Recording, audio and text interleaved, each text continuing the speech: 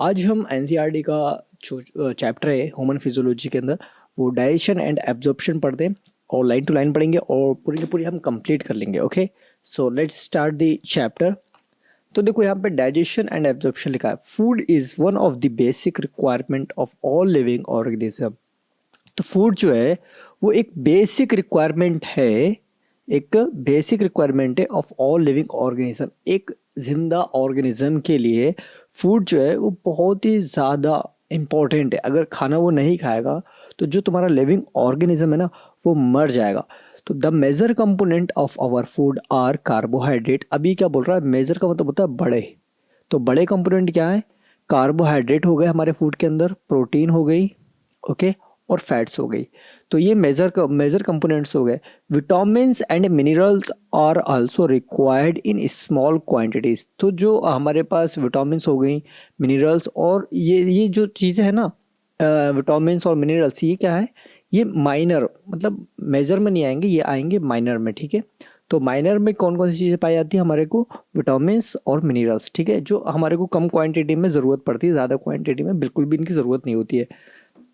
Food provides energy. Food हमको क्या क्या प्रोवाइड करता है, एनर्जी प्रोवाइड करता है एंड ऑर्गेनिक मटेरियल। और क्या प्रोवाइड करता है, organic material for growth.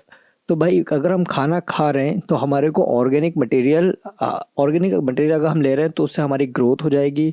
Repair of tissue, जो टिश्यू तुम्हारे ख़राब हो रखे हैं वो कैसे हो जाएंगे, रिपेयर हो जाएंगे।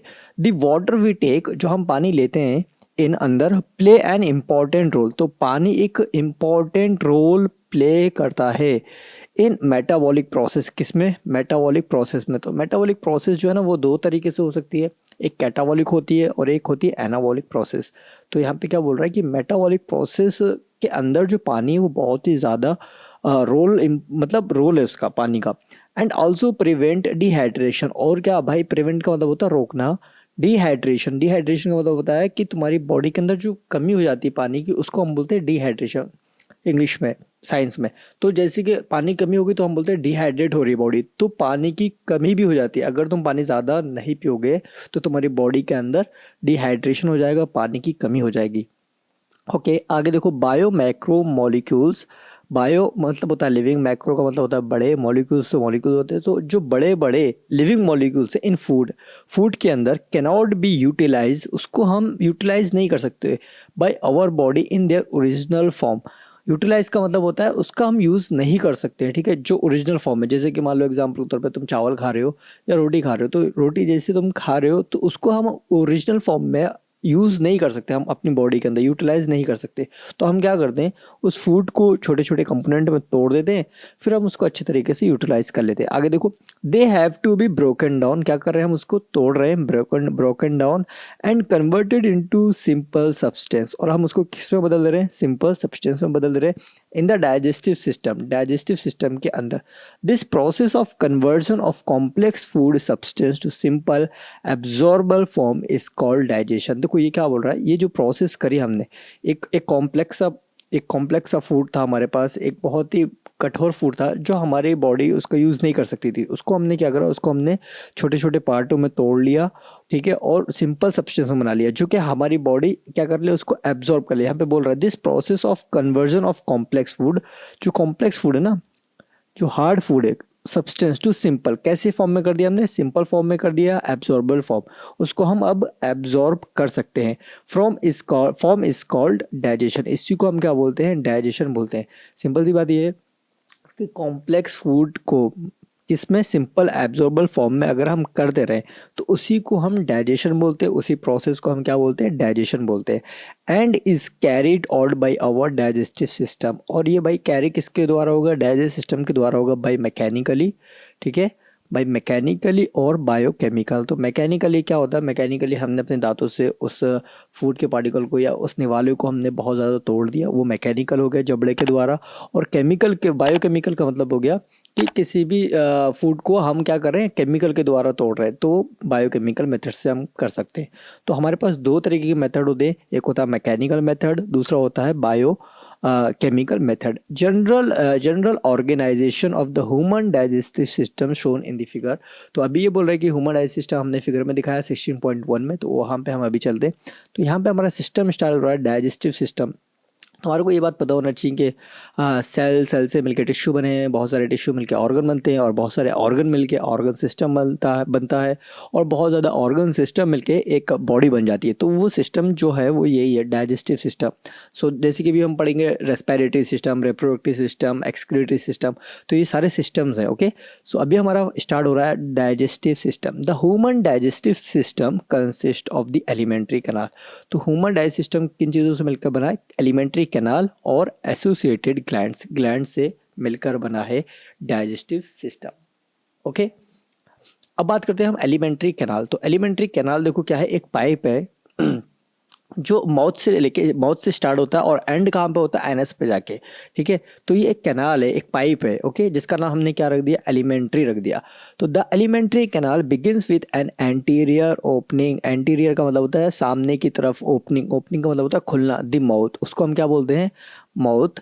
And it opens out posteriorly, और पीछे की तरफ खुल रहा है थ्रू द एनस। एनस जो है ना वो पीछे की तरफ खुल रहा है, और जो हमारा माउथ है वो आगे की तरफ ओपनिंग हो रही है। The mouth leads to the buccal cavity. Mouth कहाँ पे जाके खुल जाता है? खत्म होता है बक्कल कैविटी में, या हम उसको बोल सकते हैं ओरल कैविटी। ठीक है, the oral cavity has a number of teeth. Oral cavity में क्या होंगे? नंबर ऑफ टीथ, बहुत सारे नंबर के मतलब टीथ होंगे, पाए जाएंगे। एंड मस्कुलर टंग, और क्या होगी भाई? एक हमारे पास जबान होगी जो कि मसल्स की बनी हुई होगी। Each tooth is embedded in a socket jaw of bone. अभी क्या बोल रहा है? हर एक दांत, एम्बेडेड का मतलब होता है धसा हुआ, इन अ सॉकेट में, ऑफ अ जॉ बोन। तुमने देखा होगा ना कि हम प्लग को क्या करते हैं? सॉकेट में लगाते हैं। जैसे तुम प्लग को एक सॉकेट में लगाते हो ना, वैसे ही एक दांत जो है वो जबड़े के अंदर धसा हुआ होता है। Okay, this type of attachment is called thecodont. तो इस टाइप के अटैचमेंट को हम क्या बोलते हैं? थीकोडंट बोलते हैं। मतलब एक जो दांत है, ओके, वो क्या है? जबड़े में धसा हुआ है, तो उस टाइप के अटैचमेंट को, जिस तरीके के वो जुड़े हुए ना, उस टाइप के अटैचमेंट को हम क्या बोलते हैं? थीकोडंट बोलते हैं। Majority of mammals including human beings forms 2 sets of teeth. देखो, मेजोरिटी ऑफ मैमल्स, ज़्यादातर हम मैमल्स की बात करेंगे, उसमें हमारे पास क्या आ गए? ह्यूमन बीइंग्स आ गए, जो कि 2 सेट्स निकलते हैं ड्यूरिंग देयर लाइफ। तुम्हारे जो दांत निकल रहे हैं, एक बचपन में दांत निकलते हैं और एक हमारे बड़े होकर निकलते हैं। तो जैसे कि तुमने देखा होगा, जो बचपन में निकलते हैं उसको हम मिल्क टीथ बोलते हैं नॉर्मली। अब यहाँ पे ये बोल भी रहा, a set of temporary milk, उसको हम क्या बोल देते हैं? टेम्परेरी मिल्क बोलते हैं, या मिल्क टीथ बोलते हैं, या डायोसियस टीथ बोल सकते हैं। Replace by a set of permanent और अडल्ट टीथ। तो अभी क्या होता है? जो टेम्परेरी मिल्क टीथ होते हैं वो क्या होते हैं? वो रिप्लेस हो जाते हैं, बदल जाते हैं, और क्या निकल के आ जाते हैं? हमारे पास अडल्ट टीथ निकल के आ जाते हैं। This type of dentition is called diphyodont. इस तरीके की डेंटिशन को हम क्या बोलते हैं? डाइफोडंट बोलते हैं।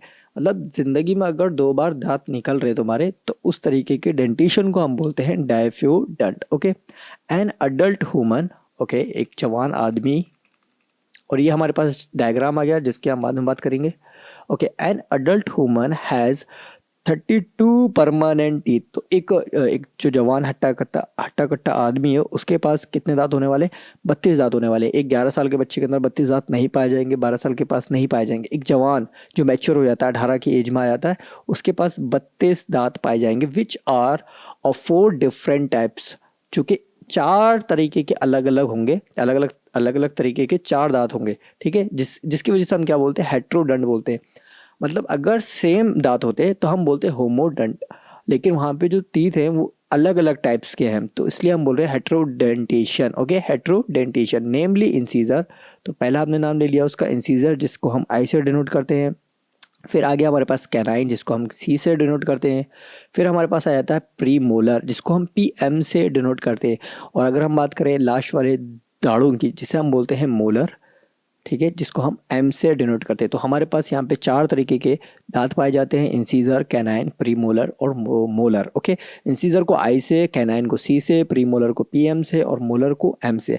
Arrangement of teeth in each half of the upper jaw and lower jaw in the order I, C, P, M and M। ये क्या बोल रहा है? अरेंजमेंट ऑफ टीथ, दांतों का कैसा हो रहा है, अरेंजमेंट हो रहा है, each half of the upper jaw and lower jaw, मतलब तुम्हारे जो जबड़े हैं वो कैसे होते हैं एक्चुअल में, इस तरीके से होते हैं, पूरे जबड़े होते हैं। ओके, तो ये पूरे जबड़े की बात ना करके ये आधे जबड़े की बात करा है कि जो लोअर वाला जॉ है उसके हम आधा जबड़ा ले रहे हैं और आधा जबड़ा हम ऊपर के ले रहे हैं। ठीक है, तो इसका हम क्या बना रहे हैं, फॉर्मूला बना रहे हैं। ओके, ICPM और M is represented by a dental formula, जिसको हम डेंटल फार्मूले से रिप्रेजेंट करते हैं, विच इन ह्यूमन के अंदर 2123 अपॉन 2123। अपॉन का मतलब हो गया कि जो अपॉन से ऊपर आ रहे हैं तो ऊपर वाले जबड़े की बात हो रही है, और वो भी आधे जबड़े की बात हो रही है, फुल जबड़े की बात नहीं हो रही है। अगर मैं फुल जबड़े की बात करूँगा तो यहाँ पे हो जाएगा 4, ओके, 2, 4, ओके, और ये हो जाएगा 6। ये फुल जॉ का फार्मूला बनेगा। तो सेम मैं नीचे लिख दूंगा यहाँ पे 2, 4, 4, 6। तो ये बात समझ गई क्या? तो ये सेम हो जाएगा फुल जबड़े की। और अगर मैं हाफ जबड़े की बात कर रहा हूँ तो यहाँ पे होगा 2123 अपॉन 2123। ओके, आगे चलते हैं। दी हार्ड च्यूइंग सरफेस, जो कि बहुत ही कठोर सरफेस है, जो कि चबाने का काम आता है, ऑफ द टीथ, दांत का। Okay, made up of enamel, वो किसका बना हुआ होता है, एनामल का बना हुआ होता है। ठीक है, helps in the mastication of food, जो कि क्या करता है, मैस्टिकेशन का मतलब होता है मिलाना। ओके, फूड को मिलाने में काम करता है। कौन सा पार्ट, एनामल वाला part. Okay, the tongue is a freely movable muscular organ, tongue कैसी भाई, फ्रीली है।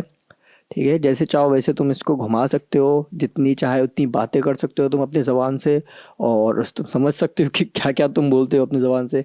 मस्कुलर ऑर्गन है, ठीक है, attach to the floor of the oral cavity, ये जो है ना ओरल कैविटी से अटैच होती है बाय द फ्रिलम, किसके द्वारा, फ्रिलम के द्वारा हमारी जो ज़बान है वो क्या होती है, अटैच होती है। The upper surface of the tongue, अगर हम ज़बान की ऊपर वाली सरफेस की बात करें, मतलब सरफेस का मतलब समझ रहे हो, area. Okay, tongue has small projection, कैसे क्या होता है उसके ऊपर, स्मॉल प्रोजेक्शन होते हैं, छोटे छोटे कुछ पाए जाते हैं। ठीक है, जिसे हम क्या बोलते हैं, पेपिलाई बोलते हैं। अब प्रोजेक्शन का मतलब होता है कुछ उठे हुए उभार सा ऊपर को आ रहा है, तो उसी को हम क्या बोलते हैं, पेपिलाई बोलते हैं। Some of which bear taste bud, कुछ पेपिलाई ऐसे होते हैं जिनके अंदर टेस्ट बड प्रेजेंट होती है। ओके, तो अभी यहाँ तक तो मैं अच्छे समझ में आ गया होगा, मेरा मानना ऐसा है। ओके, आगे बढ़ते हैं। The oral cavity Leeds into a short pharynx, तो जो ओरल कैविटी थी वो अब खत्म होती है शॉर्ट फेरिंग्स की तरफ आके, which serve as a common passage for food and air. तो जो फेरिंग्स है, फेरिंग्स एक ऐसा रास्ता है जिस रास्ते से हवा और खाना दोनों उसी रास्ते से गुजर के जाते हैं। तो फेरिंग्स को हम बोल देते हैं, pharynx is a common passage for food and air. Okay, इसी रास्ते से, मतलब फेरिंग के रास्ते से ही खाना भी जाता है और हवा भी जाती है।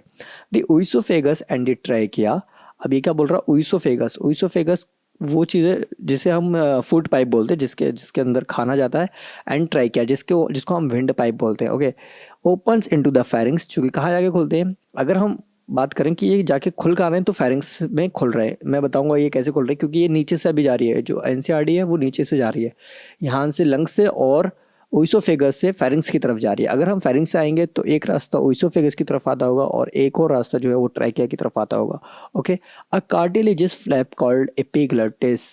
ओके, एपिग्लटिस क्या है, अभी पता लगेगा तुम्हारे को। Prevents the entry of food into the glottis, epiglottis एक ढक्कन की तरह काम करता है। ठीक है, जो ग्लटिस के ऊपर लगा हुआ होता है, जो क्या करता है, खाने को तुम्हारे ट्रैकिया में जाने से रोकता है। अगर बाई चांस तुम बोल रहे हो, ओके, और साथ में खाना भी खा रहे हो, तो बोलते टाइम क्या होगा, तुम्हारी साउंड बॉक्स से आवाज़ निकल के जब बाहर को आएगी तो एपिग्लटिस जो ढक्कन है ना वो खुल जाएगा, और जैसे ही वो खुल गया और तुम खाना भी खा रहे थे, तो जैसे ही वो खुल जाएगा और खाना ट्रैकिया में चले गया तो तुम्हारे को फंदा लग जाता है। तभी बोलते हैं कि भाई खाना खाते टाइम नहीं बोलना चाहिए, समझे क्या? तो अभी हम पता लग गया हमारे को। तो एपिग्लेटिस क्या है, एपिग्लेटिस एक ढक्कन की तरह काम करता है, एक फ्लैप है जो कार्टिलेजिनस का बना हुआ है। ठीक है, फ्लैप है जो कि प्रिवेंट करता है, रोकता है एंट्री ऑफ फूड को किस में जाने से, ग्लोटिस में जाने से, ट्रैकिया में जाने से रोकता है। Okay, opening of the windpipe, ठीक है, opening of the windpipe during swallowing. Okay, निगलते समय, जब भी हम निगलते हैं ना तो क्या करता है, एपिग्लोटिस कवर कर लेता है ग्लोटिस को, कि खाना कहीं ग्लोटिस में या ट्रैकिया में ना चला जाए। Okay, the oesophagus is a thin, oesophagus कैसा है, थिन है, मतलब फूड पाइप कैसा है, थिन है। लॉन्ग ट्यूब है, ओके, एक लंबी सी ट्यूब है, which extend posteriorly passing through the neck. Okay, ये चीज़ बहुत ही ज़्यादा इंपॉर्टेंट हो जाती है। ये क्या बोल रहा है, ये बोल रहा है कि जो तुम्हारा ओइसोफेगस है वो पीछे की तरफ पाया जाता है, गर्दन के पीछे की तरफ, समझ रहे हो। अगर तुम किसी का गला घोट के मार रहे हो, मारना नहीं चाहिए, अगर तुम किसी का गला घोट के मार रहे हो उसको, तो तुम क्या करोगे, उसके सामने वाली जो पाइप है उसको दबाओगे। तो सामने सामने वाला जो पाइप है वो कौन सा होता है, सो वो जो होता है वो ट्राइकिया होता है। तो बोलते ना कि सांस रुकने से वो मर गया, गला घोटने से वो मर गया, तो एक्चुअल में हम क्या करते हैं, उसकी ट्राइकिया को बहुत ज़्यादा दबा देते हैं, जिससे कि उसकी एयर जो है ना वो एक्सचेंज नहीं हो पाती और वो मर जाता है दम घुटने से, ऐसा मैं बोल सकता हूँ। और उसके पीछे, ट्राइकिया के पीछे हमारे को देखने को मिलता है ओइसोफेगस, ठीक है। तो ये बात याद रखना, ओइसोफेगस फ्रंट साइड में नहीं होता है, पीछे की साइड में होता है, जिसे हम बोलते हैं posteriorly passing, okay. Through the neck, neck के पीछे की तरफ होता है। Thorax and diaphragm and leads to the J shaped bag. अब क्या है, यहाँ पे एक थोरेक्स बोल दिया है इसने, एक बोल दिया डायफ्राम। तो थोरेक्स जो है वो एक रीजन होता है जहाँ पे हमारे पास लंग्स, हार्ट ये देखने को मिलते हैं। इस रीजन में जो भी चीज़ आएगी तो उस रीजन को हम बोल देते हैं थोरेक्स। और इस इन दोनों के बीच में, मतलब थोरेक्स और एब्डोमिनल के बीच में क्या होता है, एक डायफ्राम होता है, ठीक है। एक लाइन होती है, एक परत बनी हुई होती है मस्कुलर की, मस्कुलर लेयर होती है, जिसे हम बोलते हैं डायफ्राम, ठीक है। वो सेपरेट करती है थोरेक्स को और एब्डोमिनल को। चलो मैं तुम्हारे को एक बार डायग्राम दिखाता हूँ। सो यहाँ पे हमारे पास डायग्राम है। तो ये आ गया हमारे पास माउथ, और ये हमारे पास आ गई ओरल कैविटी, ओके कोई बात नहीं। फेरिंग्स आ गया, तो फेरिंग्स देख रहे हो, ये जो रास्ता है ये कॉमन है, ठीक है। यहाँ से एयर भी आ सकती है और फूड भी आ सकता है।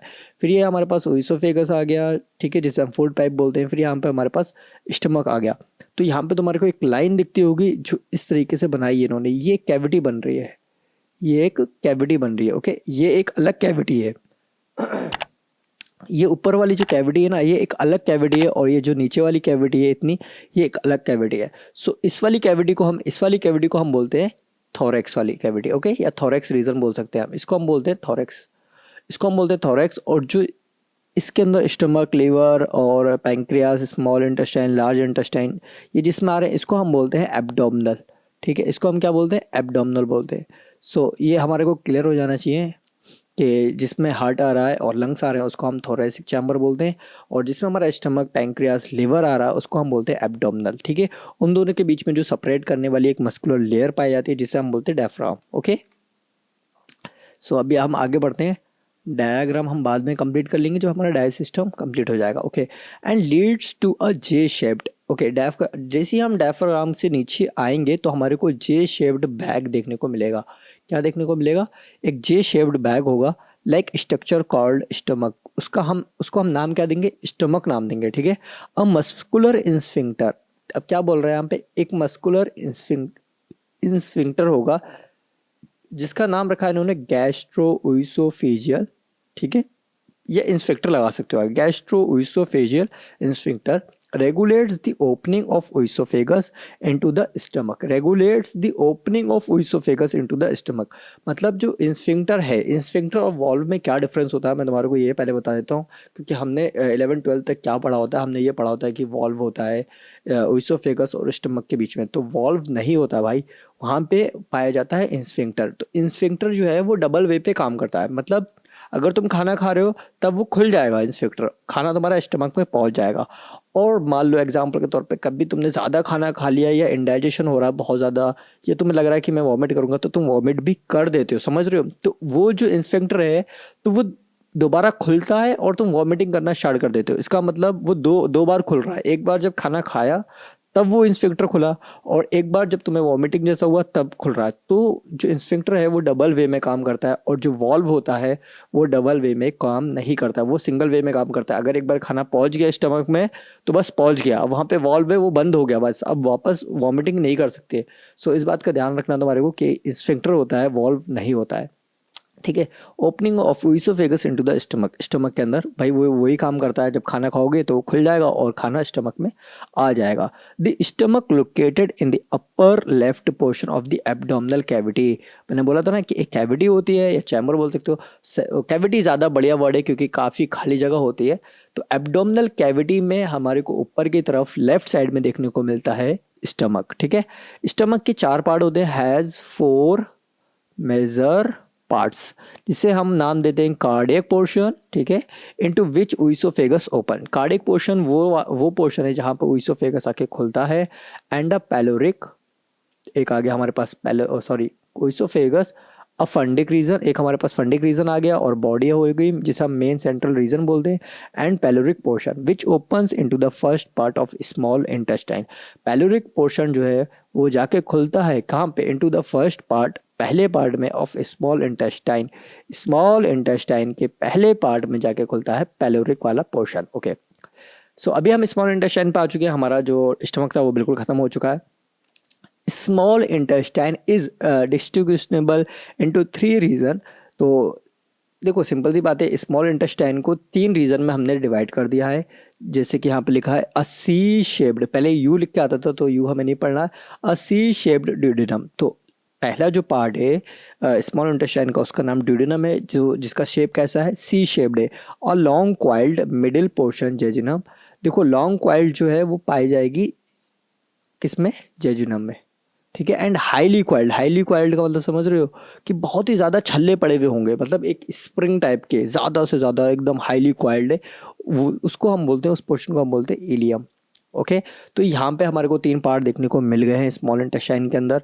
ड्यूडेनम जो कि सी शेप की होती है, और मिडिल वाली जेजुनम हो गई जो कि लॉन्ग क्वाइल्ड है, क्वाइल्ड तो होती है लेकिन आगे लंबे थोड़ी दूरी पे जाके क्वाइल होगी, थोड़ी दूरी पे जाके क्वाइल होगी, और जो इलियम होती है वो हाईली क्वाइल्ड होती है, तुरंत क्वाइल हो जाएगी, तुरंत क्वाइल हो जाएगी, ठीक है।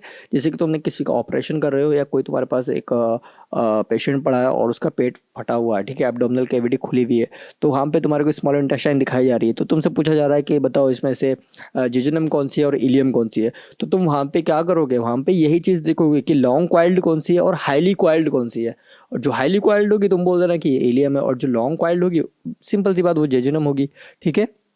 The opening of the stomach into the duodenum is guarded by the pyloric sphincter। यहाँ पे भी इन्होंने क्या बोल दिया, स्फिंक्टर बोल दिया, कि ड्यूडेनम और पैलोरिक पोर्शन के बीच में, मतलब स्टमक का जो लास्ट वाला पार्ट है पैलोरिक, उसके बीच में स्फिंक्टर पाया जाता है जिसका नाम है पैलोरिक स्फिंक्टर। मतलब यहाँ पे तुम समझ लो कि अगर तुमने कुछ खाना खाया है, वो स्टमक से तुम्हारा ड्यूडेनम में पहुँच गया, स्मॉल इंटेस्टाइन में पहुँच गया, तो वो स्मॉल इंटेस्टाइन से खाना वापस भी आ सकता है, किस में आ सकता है, स्टमक में आ सकता है, ये समझ लो, क्योंकि वहाँ पे वॉल्व नहीं है भाई, वहाँ पे क्या है, स्फिंक्टर है, तो स्फिंक्टर दोनों वे पे काम करता है, ठीक है। आगे बढ़े, ileum opens into the large intestine. तो ileum is the last part of the small intestine, जो कि ओपन हो रहा है किसमें, लार्ज इंटेस्टाइन में। It consist of caecum. अब लार्ज इंटेस्टाइन किससे मिलके बनी है, ठीक है, काइकम से मिलके बनी है, कॉलन से मिलके बनी है, और रेक्टम से मिलके बनी है। सो ये लार्ज इंटेस्टाइन के पार्ट्स, मतलब नाम थे काइकम, कॉलन, रेक्टम, उसके पार्ट्स हैं, ठीक है। Caecum is a small blind sac. जो काइकम है वो स्मॉल ब्लाइंड सैक है, मतलब एक थैले नुमा स्ट्रक्चर है जिसके अंदर बहुत ज़्यादा अंधेरा है, ठीक है, और छोटा सा है सैक, बड़ा नहीं है, ये मत सोचना कि थैला है तो साइज़ बड़ा होगा, छोटा सा साइज़ है, और वो कैसा है, थैले नुमा है, ठीक है, और कैसा अंधेरा होगा उसके अंदर, ये अंधा है ऐसा बोल सकते हो, ब्लाइंड सैक, ठीक है। विच हॉज सम सिम्बायोटिक, मैंने तो भाई ऐसे याद रखा, ब्लाइंड सैक का मतलब उसके अंदर कुछ सिम्बायोटिक माइक्रो ऑर्गेनिज्म प्रेजेंट होते हैं अंधेरे में, ठीक है, अंधेरा है, ब्लाइंड सैक है, तो उसके अंदर सिम्बायोटिक माइक्रो ऑर्गेनिज्म प्रेजेंट होते हैं। जैसे क्वेश्चन आ जाता है कि सिम्बायोटिक माइक्रो ऑर्गेनिज्म कहाँ पे प्रेजेंट होते हैं, काइकम, कॉलन, रेक्टम या स्मॉल इंटेस्टाइन, तो तुम्हारे को पता होना चाहिए कहाँ पे होते हैं, काइकम में होते हैं। ओके, सो आगे देखो, a narrow finger like tubular projection the vermiform appendix. देखो ये क्या बोल रहा है, फिंगर की तरह होंगी, उंगलियों की तरह ट्यूबुलर प्रोजेक्शन, उंगलियों की तरह कोई चीज़ बाहर को प्रोजेक्ट करती होगी, बाहर को निकलती होगी, ठीक है, जिसे हम क्या बोलते हैं, वर्मीफॉर्म अपेंडिक्स बोलते हैं। Which is a vestigial organ. जो कैसा ऑर्गन है, वेस्टिजियल ऑर्गन है। वेस्टिजियल ऑर्गन का मतलब होता है कि वो ऑर्गन जो अब यूज़ में नहीं आ रहा हमारे, ठीक है, वो वेस्टिजल हो जाता है। तो जो वर्मीफॉर्म अपेंडिक्स है, तुमने देखा होगा कभी अपेंडिक्स में बहुत ज़्यादा दर्द होता है, सो अपेंडिक्स को कटवा देते हैं। सो वही चीज़ है कि जो अपेंडिक्स है वो वेस्टिजल है, उसका कोई यूज़ नहीं है, कटवा दिया, आराम से घूम रहे, कोई दिक्कत नहीं है, ठीक है। Arise from the caecum. तो भाई जो वर्मीफॉर्म अपेंडिक्स है वो कहाँ से निकलती है, arises from the caecum, caecum से निकलती है। The caecum opens into the colon. Caecum कहाँ जाके खुलता है, कॉलन में जाके खुलता है। The colon is divided into 4 parts. So colon जो है वो आगे जाके 4 पार्ट्स में और डिवाइड हो जाता है भाई, एन असेंडिंग अ ट्रांसवर्स। तो एक होता है असेंडिंग वाला और एक होता है ट्रांसवर्स और होता है डिसेंडिंग पार्ट, और हमारे पास लास्ट वाला जो है वो है सिग्मोइड कॉलन। तो जो कॉलन है वो 4 पार्ट्स में डिवाइड होता है। असेंडिंग का मतलब ऊपर चढ़ रहे हैं, ठीक है, ट्रांसफर जा रहे हैं, डिसेंडिंग नीचे की तरफ आ रहे हैं। सिग्मोइड सिग्मा का तरह तरीके का एक तुम्हारे को सैम्पल देखने को मिलेगा। तो कॉलन भाई सिंपल 4 तरीकों में डिवाइड हो जाता है। The descending parts open into the rectum. तो डिसेंडिंग वाला जो पार्ट है वो सिंपल किस में ओपन हो जाता है, रेक्टम में ओपन हो जाता है। विच ओपन्स और थ्रू द एनस। रेक्टम कहाँ जाके खुल जाता है, एनस में जाके खुल जाता है। ओके, सो अभी हमारे को स्ट्रक्चर पूरा कंप्लीट कर लेना है, बिकॉज हमारा डाइजेस्ट सिस्टम का सब कुछ यहाँ पे कंप्लीट हो चुका है। सो यहाँ पे देख लो, हमारे पास क्या था, स्मॉल इंटेस्टाइन थी ना। सो स्मॉल इंटेस्टाइन में हमारे पास ड्यूडेनम आई थी, जो कि हमारे पास पहला पार्ट है स्मॉल इंटेस्टाइन का, और इसके बीच में यहाँ पे एक स्फिंक्टर लगा होता है जिसको हम बोलते हैं पैलोरिक स्फिंक्टर, और एक स्फिंक्टर यहाँ पे होता है जिसे हम बोलते हैं गैस्ट्रोओइसोफेजियल स्फिंक्टर। ठीक है, याद रखना। फिर ड्यूडेनम के बाद में हमारे को क्या देखने को मिलता है, जेजुनम देखने को मिलता है, जो कि लॉन्ग क्वाइल्ड थी, और इलियम जो होती है वो हाईली क्वाइल्ड होती है। ठीक है, फिर ileum is the last part of the small intestine, जो कहाँ पे जाके खुलती है, मतलब अटैच होती है, काइकम में जाके अटैच हो जाती है। यहाँ पे देख रहे हो अटैच हो जाती है यहाँ पे। ओके, सो यहाँ पे क्या लिखा है, काइकम और वर्मीफॉर्म अपेंडिक्स। देखो यहाँ पे जाके अटैच हो रही है, तो यहाँ पे होता है हमारे पास इलियोकाइकम वॉल्व, यहाँ पे होता है। यहाँ पे वॉल्व का वर्ड यूज़ किया गया है, क्यों, क्योंकि अब जो लार्ज इंटेस्टाइन में तुम्हारा मटेरियल गया है, जो तुमने खाया है, ठीक है, वो वापस अब स्मॉल इंटेस्टाइन में नहीं आना चाहिए, समझ लो। तो यहाँ पे वॉल्व लगा होता है, ठीक है। और ये वर्मीफॉर्म अपेंडिक्स है जो हमारे को फिंगर लाइक स्ट्रक्चर शो करती है। फिर हमारे पास आ जाता है कॉलन, जो कि यहाँ पे देख लो कॉलन के पार्ट्स इन्होंने डिवाइड कर दिए हैं, असेंडिंग कॉलन, ट्रांसवर्स कॉलन। ऊपर की तरफ जा रहे हैं तो हम बोल देंगे असेंडिंग, इधर जा रहे हैं तब हम बोल देंगे ट्रांसफर, और अगर हम नीचे की तरफ आ रहे हैं तो हम बोल देंगे उसको डिसेंडिंग कॉलन। ठीक है, और यहाँ पे थोड़ा सा घुमा हुआ इस तरीके का इस तरीके का होता है, जिसे हम बोल देते हैं सिग्मोइड कॉलन। ठीक है, सिग्मोइड कॉलन जाके रेक्टम में खुलता है, और रेक्टम लास्ट वाला पार्ट जिसे हम बोलते हैं एनस।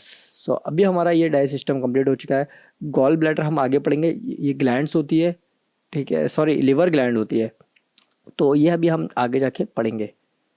ओके, जैसे यहाँ पे लिखा है पैरोटाइड ग्लैंड, ये आगे जाके पढ़ेंगे। सब मैक्सिलरी ग्लैंड आगे जाके पढ़ेंगे। तो अभी यहाँ तक हमारा बिल्कुल कंप्लीट हो चुका है।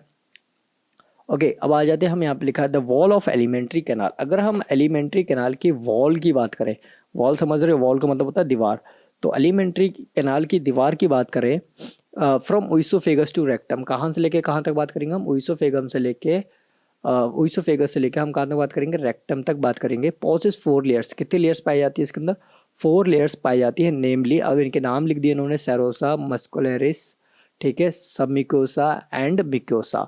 Serosa is the outer most layer, serosa जो है वो बाहर की तरफ लेयर पाई जाती है, ठीक है, and is made up of thin mesothelium, किसकी बनी हुई होती है, थिन, थिन का मतलब समझ रहे हो, पतली सी, मेसोथेलियम की बनी हुई होती है। Epithelium of visceral organ with some connective tissue, इसके अंदर कुछ कनेक्टिव टिश्यू पाए जाते हैं। Muscularis is formed by smooth muscles, muscularis देखो ऐसे याद रखना कि जो सेरोसा है, ठीक है, वो कैसी होती है, थिन आउटर मोस्ट होती है। पहली बात तो ये पता होना चाहिए कि सेरोसा कौन सी लेयर है, बाहर की तरफ पाई जा रही है, ठीक है, तो वो थिन होगी और मेसोथेलियम होगी।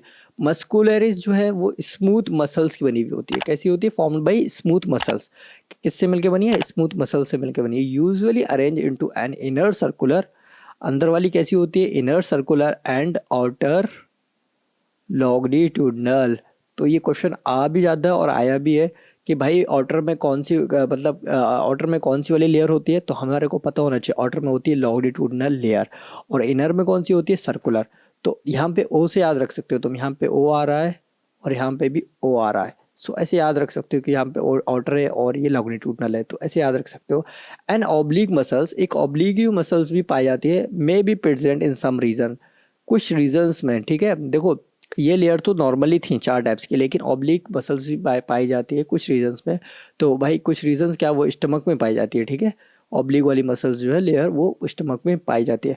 This submucosa layer is formed of loose connected tissue, submucosa किससे मिलकर बनी होती है, loose connected tissue containing nerves, blood and lymphs, vessels. ये बहुत ज़्यादा ज़रूरी है क्योंकि वो कभी कभी क्वेश्चन में पूछ लेता है कि एलिमेंट्री कैनाल की वॉल में कौन सी ऐसी लेयर है जिसमें नर्व, ब्लड और लिम्फ प्रेजेंट होता है। तो तुम्हारे को पता होना चाहिए वो कौन सी लेयर है भाई, बताओ। म्यूकोसल सब म्यूकोसल लेयर है, ठीक है। कौन सी है, यहाँ पे मैं इसको हाईलाइट कर देता हूँ। सब म्यूकोसल, कैसा हो रहा भाई हाईलाइट, एक सेकंड रुको। सब म्यूकोसल, पता नहीं क्या हो रहा है, सब म्यूकोसल लेयर, ठीक है। ये ऐसी लेयर है जिसमें ब्लड वेसल्स, लिम्फ, नर्व्स देखने को हमें मिलती हैं। इन ड्यूडेनम, अगर हम ड्यूडेनम की बात करें, gland are also present in submucosa. सब म्यूकोसा के अंदर हमारे को ग्लैंड्स भी देखने को मिलती हैं। कहाँ पे, ड्यूडेनम में। The inner most layer lining the lumen, ठीक है, अंदर वाली जो लेयर होती है उसको हम ल्यूमेन बोलते हैं। Of the alimentary canal is the mucosa, ठीक है। एलिमेंट्री कैनाल की जो है उसको हम क्या बोलते हैं, mucosa. This layer forms irregular folds, क्या कैसे फोल्ड्स बनाती है, irregular folds, rugae in the stomach, rugae, इसको हम रुगे भी बोलते हैं या रुगाई भी कह सकते हो। तो जो रुगे है ना, ये कहाँ प्रेजेंट होते हैं, ये प्रेजेंट होते हैं तुम्हारे स्टमक के अंदर, ठीक है। और small finger like folding called, जो स्मॉल फिंगर, छोटी छोटी उंगलियों की तरह फोल्डिंग पाई जाएंगी, मतलब मुड़ी हुई होंगी, कॉल्ड विलाई, उनको हम क्या बोलते हैं, विलाई बोलते हैं। इन द स्मॉल इंटेस्टाइन में पाई जाती है। The cell lining the villi produce numerous microscopic, okay एक सेकंड रुको, माइक्रोस्कोपिक प्रोजेक्शन कॉल्ड माइक्रोविलाई। देखो क्या बोल रहे हैं कि ये जो विलाई थी, ठीक है, जो विलाई थी उनके ऊपर भी प्रोजेक्शन पाए जाते हैं जो हम माइक्रोस्कोप से देख सकते हैं, तो उसको हम बोलते हैं microvilli, microvilli, okay. Giving a brush border appearance, हमारे को कैसे देखने को मिलती है, ब्रश बॉर्डर अपीयरेंस, जैसे कि एक ब्रश हो उस तरीके का हमारे को दिखाई देती है। दीज मॉडिफिकेशन इंक्रीज, मतलब विलाई का जो मॉडिफिकेशन है वो इंक्रीज करता है, क्या करता है, इंक्रीज करता है सरफेस एरिया इनॉर्मसली, ठीक है, सरफेस एरिया को बढ़ा देता है। जैसे कि मान लो एग्जाम्पल, तुमने खाना नहीं खाया, सुबह का भी, दोपहर का भी, शाम को भी, सो गए, तो तुम्हारी जो स्मॉल इंटेस्टाइन होगी वो पिचक के छोटी सी बन गई होगी। और वहीं पे तुम्हारा कोई फेवरेट खाना बना है या तुमने बहुत ज़्यादा खाना खा लिया, तो उसी छोटी सी सिकुड़ी हुई जो तुम्हारी स्मॉल इंटेस्टाइन है उसके अंदर बहुत ज़्यादा खाना जाता है और वो फूल जाती है और उसका एरिया भी बढ़ जाता है। तो एरिया समझ रहे हो क्यों बढ़ रहा है, सरफेस एरिया क्यों बढ़ रहा है, क्यों, क्योंकि इसके अंदर विलाई प्रेजेंट होती है, ठीक है। Villi are supplied with a network capillaries and large lymph vessels called lacteal।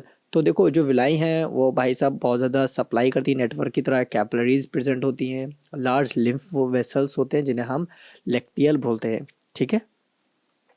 Mucosal epithelium has goblet cell, mucosal epithelium जो है वहाँ पे कोबाल्ट सेल्स प्रेजेंट होती है विच सीक्रेट म्यूकस, ठीक है, जो सीक्रेट क्या करते हैं, म्यूकस सीक्रेट करते हैं। That help in lubrication, mucus का काम क्या होता है, लुब्रिकेशन का मतलब समझ रहे हो, लुब्रिकेशन तुमने देखा होगा, अगर तुम थोड़ा बहुत मार्केट में गए हो तो ग्रीस देखा होगा या मूवी आयल देखा होगा, तो वहाँ पे लिखा होता है बेस्ट लुब्रिकेशन। तो लुब्रिकेशन का मतलब होता है कि अच्छा चिकना बना देगा, ठीक है, उस चीज़ को जो तुम कर रहे हो। Mucosa also forms gland in the stomach, तो म्यूकोसा देखो तुम्हारे स्टमक में भी प्रेजेंट होता है। Gastric gland and crypts in between the basis of villi in the intestine, देखो क्रिप्ट्स क्या है, क्रिप्ट्स प्रेजेंट होते हैं, ठीक है, बिटवीन का मतलब बीच में, the basis of villi, villi के बीच में, इन द इंटेस्टाइन। अभी हम ये डायग्राम देखेंगे। क्रिप्ट्स ऑफ लेबरकुन, तो क्रिप्ट्स ऑफ लेबरकुन एक साइंटिस्ट है तो उन्हीं के नाम पे इसका नाम रख दिया गया है।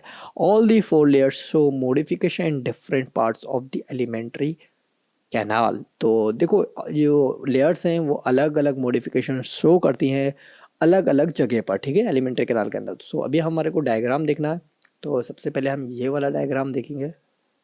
तो देखो यहाँ पे क्या है, हमने क्या पढ़ा, सेरोसा पढ़ा था, ठीक है, मस्कुलरिस पढ़ा, सब म्यूकोसा पढ़ा, म्यूकोसा और ल्यूमेन। सो यहाँ पे हमारे पास 4 लेयर थी, नॉर्मली हमारे पास एलिमेंट्री कैनाल के अंदर 4 लेयर प्रेजेंट होती हैं।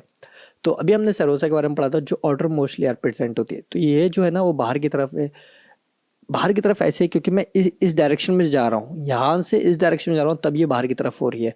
क्योंकि क्वेश्चन ऐसे ही घुमा दिया जाता है कि कभी वो इस डायरेक्शन में पूछता है और कभी कभी वो इस डायरेक्शन में पूछता है। अगर मैं इस डायरेक्शन से पूछूंगा, मतलब सेकंड, ये फर्स्ट डायरेक्शन समझ लो, ठीक है, और मैं ये सेकंड वाली डायरेक्शन समझा रहा हूँ, ठीक है। अगर वो फर्स्ट डायरेक्शन में पूछ रहा है तो तुम्हारे को बताना पड़ेगा कि सरोसा भाई हाँ आउटर लेयर है बाहर की तरफ पाई जाती है, लेकिन वो अंदर से जा रहा है, अंदर से सबसे पहले लेयर ये वाली पाई जाएगी, ठीक है, फिर ये वाली, फिर ये वाली, फिर ये वाली, समझे क्या? तो अभी ये वाली पहली हो जाएगी, ये वाली लास्ट हो जाएगी, और अभी यहाँ पे ये वाली पहली है और ये वाली लास्ट है। तो ये बस हमारे को ध्यान रखना रहता थोड़ा। तो यहाँ पे हमारे पास पहली लेयर है सेरोसा, फिर दूसरी लेयर है मस्कुलरिस, जो कि हमने देख लिया मस्कुलरिस के अंदर दो तरीके की पाई जाती है, इनर सर्कुलर होती है और जो आउटर होती है वो लॉन्गिट्यूडनल होती है। तो आउटर ओ से याद रखना, ओ फॉर आउटर और ये ओ आ रहा है जो बीच में, इसे हम बोलते हैं लॉन्गिट्यूडनल। तो ऐसे याद रख सकते हो, एक याद रखोगे तो एक याद ज़रूर हो जाएगा तुम्हारे को।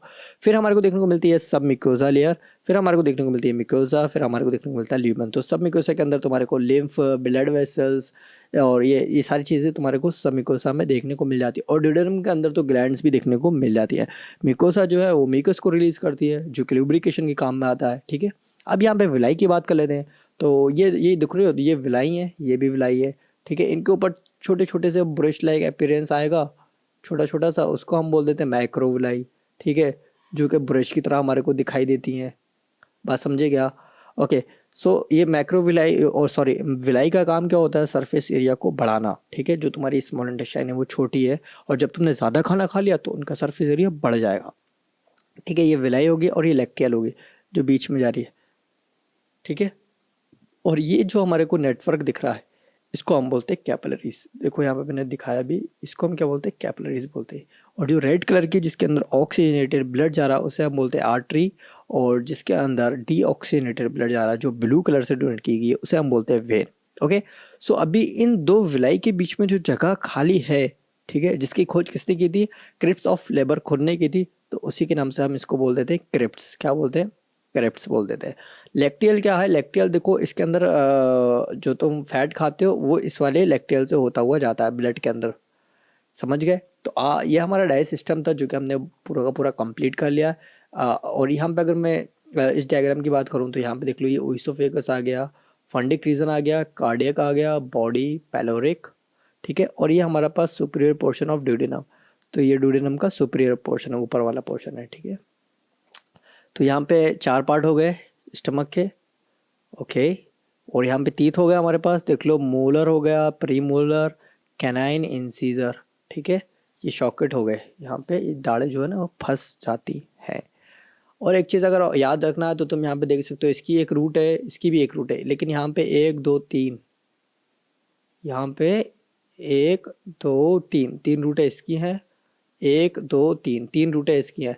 सो तुम अगर रूट पे ध्यान देना चाह रहे हो तो यहाँ पे तुम रूट भी देख सकते हो कि कौन सी रूट ज़्यादा है, ठीक है। और एक्चुअल में क्या होता है, जो ये वाली रूट है ना, मतलब प्री मोलर और मोलर की जो रूट है वो 3 ऊपर वाली साइड में पाई जाती है। मतलब जो ऊपर वाला जॉ है तुम्हारा वहाँ पे 3 रूट देखने को मिलेंगी, और जो लोअर वाले जॉ है वहाँ पे तुम्हारे को 2 देखने को मिलती हैं। सो बस याद रखना, ये नॉलेज ज़्यादा है। Okay, so the digestive gland associated with the alimentary canal, including the salivary glands and liver और pancreas। तो यहाँ पे एक चीज़ और याद रखना है ना कि जो गाल ब्लैडर होता है वो ग्लैंड नहीं होती है, ठीक है। तो वो ग्लैंड नहीं होता, ठीक है। Gall bladder is a sac, वो एक थैलेनुमा स्ट्रक्चर है जो क्या करता है, जूस को, बाइल जूस को क्या करता है, स्टोर करके रखता है। सो कभी कंफ्यूज मत होना कि गाल ब्लैडर ग्लैंड है या नहीं है। लिवर ग्लैंड है, पैंक्रियास ग्लैंड है, स्लाइवरी ग्लैंड्स जो हैं वो सारी की सारी क्या है, ग्लैंड है। Okay. Saliva is mainly produce by 3 pairs of salivary gland. तो स्लाइवा जो है ना, तुम्हारा जो थूक निकलता है वो 3 पेयर ऑफ ग्लैंड से निकलता है। द पैरोटिड्स, जिसे हम बोलते हैं चीक, 10 सब मैक्सिलरी, ठीक है, या सब मैंडिबुलर, जो कि लोअर जॉ पे पाई जाती है। देखो पैरोटिड ग्लैंड जो है वो कहाँ पे होती है, जो तुम्हारे गाल है ना उस तरफ बताई जाती है, कान के थोड़े से नीचे की तरफ, जिसे हम बोलते हैं पैरोटिड्स ग्लैंड्स। द सब मैक्सिलरी और सब मैंडिबुलर जो ग्लैंड्स है वो लोअर जॉ, मतलब जो तुम्हारा जबड़ा है नीचे वाला, उसकी तरफ पाई जाती है। And the sublingual gland, so जो सब लिंगुअल ग्लैंड है वो कहाँ पाई जाती है, बिलो द टंग, जबान के नीचे की तरफ। This gland situated just outside the buccal cavity. ये लाइन बहुत ज़्यादा इंपॉर्टेंट है कि जो स्लाइवरी ग्लैंड्स होती हैं वो कहाँ पे प्रेजेंट होती है, outside the buccal cavity. Buccal cavity के अंदर कोई भी ग्लैंड नहीं प्रेजेंट होती है। सिर्फ क्या होता है, जो स्लाइवा होता है ना वो सिक्रीट होता है बक्कल कैविटी के अंदर आके। ओके, तो salivary juice into the buccal cavity. Okay, ये समझ रहे हो, बक्कल कैविटी के अंदर स्लैवरी जूस आता है। Liver is the largest gland of the body. तो लिवर जो है वो लार्जेस्ट ग्लैंड है, समझ रहे हो, लार्जेस्ट का मतलब होता है सबसे बड़ी ग्लैंड है हमारी बॉडी के अंदर, जिसका वेट होता है 1.2 से लेके 1.5 किलोग्राम, समझ रहे हो। इन एन अडल्ट ह्यूमन, एक हट्टे कट्टे इंसान के अंदर। ऐसा नहीं कि तुम बीमार आदमी लिया और तुम बोलो कि उसके अंदर भाई 1.5 किलो लिवर ही नहीं निकला, सो वो तो बीमार है और वो कमज़ोर है, सो उसके अंदर नहीं होगा। तो उसकी वेट के हिसाब से उसका लिवर का भी वेट होगा, ठीक है। एक अडल्ट के अंदर, जवान के अंदर 1 से लेके 1.2 से लेके 1.5 किलोग्राम तक हमारे को लिवर देखने को मिलता है, ठीक है। It is situated in the abdominal cavity, और ये बहुत ज़्यादा इंपॉर्टेंट बात है कि जो लिवर है वो कहाँ पे प्रेजेंट होता है, एब्डोमिनल कैविटी में होता है। कभी भी थोरेसिक कैविटी मत बोलना, क्योंकि थोरेसिक कैविटी में नहीं होता भाई, वो जस्ट डायफ्राम से नीचे पाया जाता है, तो वो भाई एब्डोमिनल कैविटी में आ जाता है, ठीक है। जस्ट बिलो, यहाँ पे बोल भी रहा, just below the diaphragm and has 2 lobes, ठीक है। इसके 2 लोब्स होते हैं, मतलब लोब्स का मतलब समझ लो 2 हिस्से होते हैं।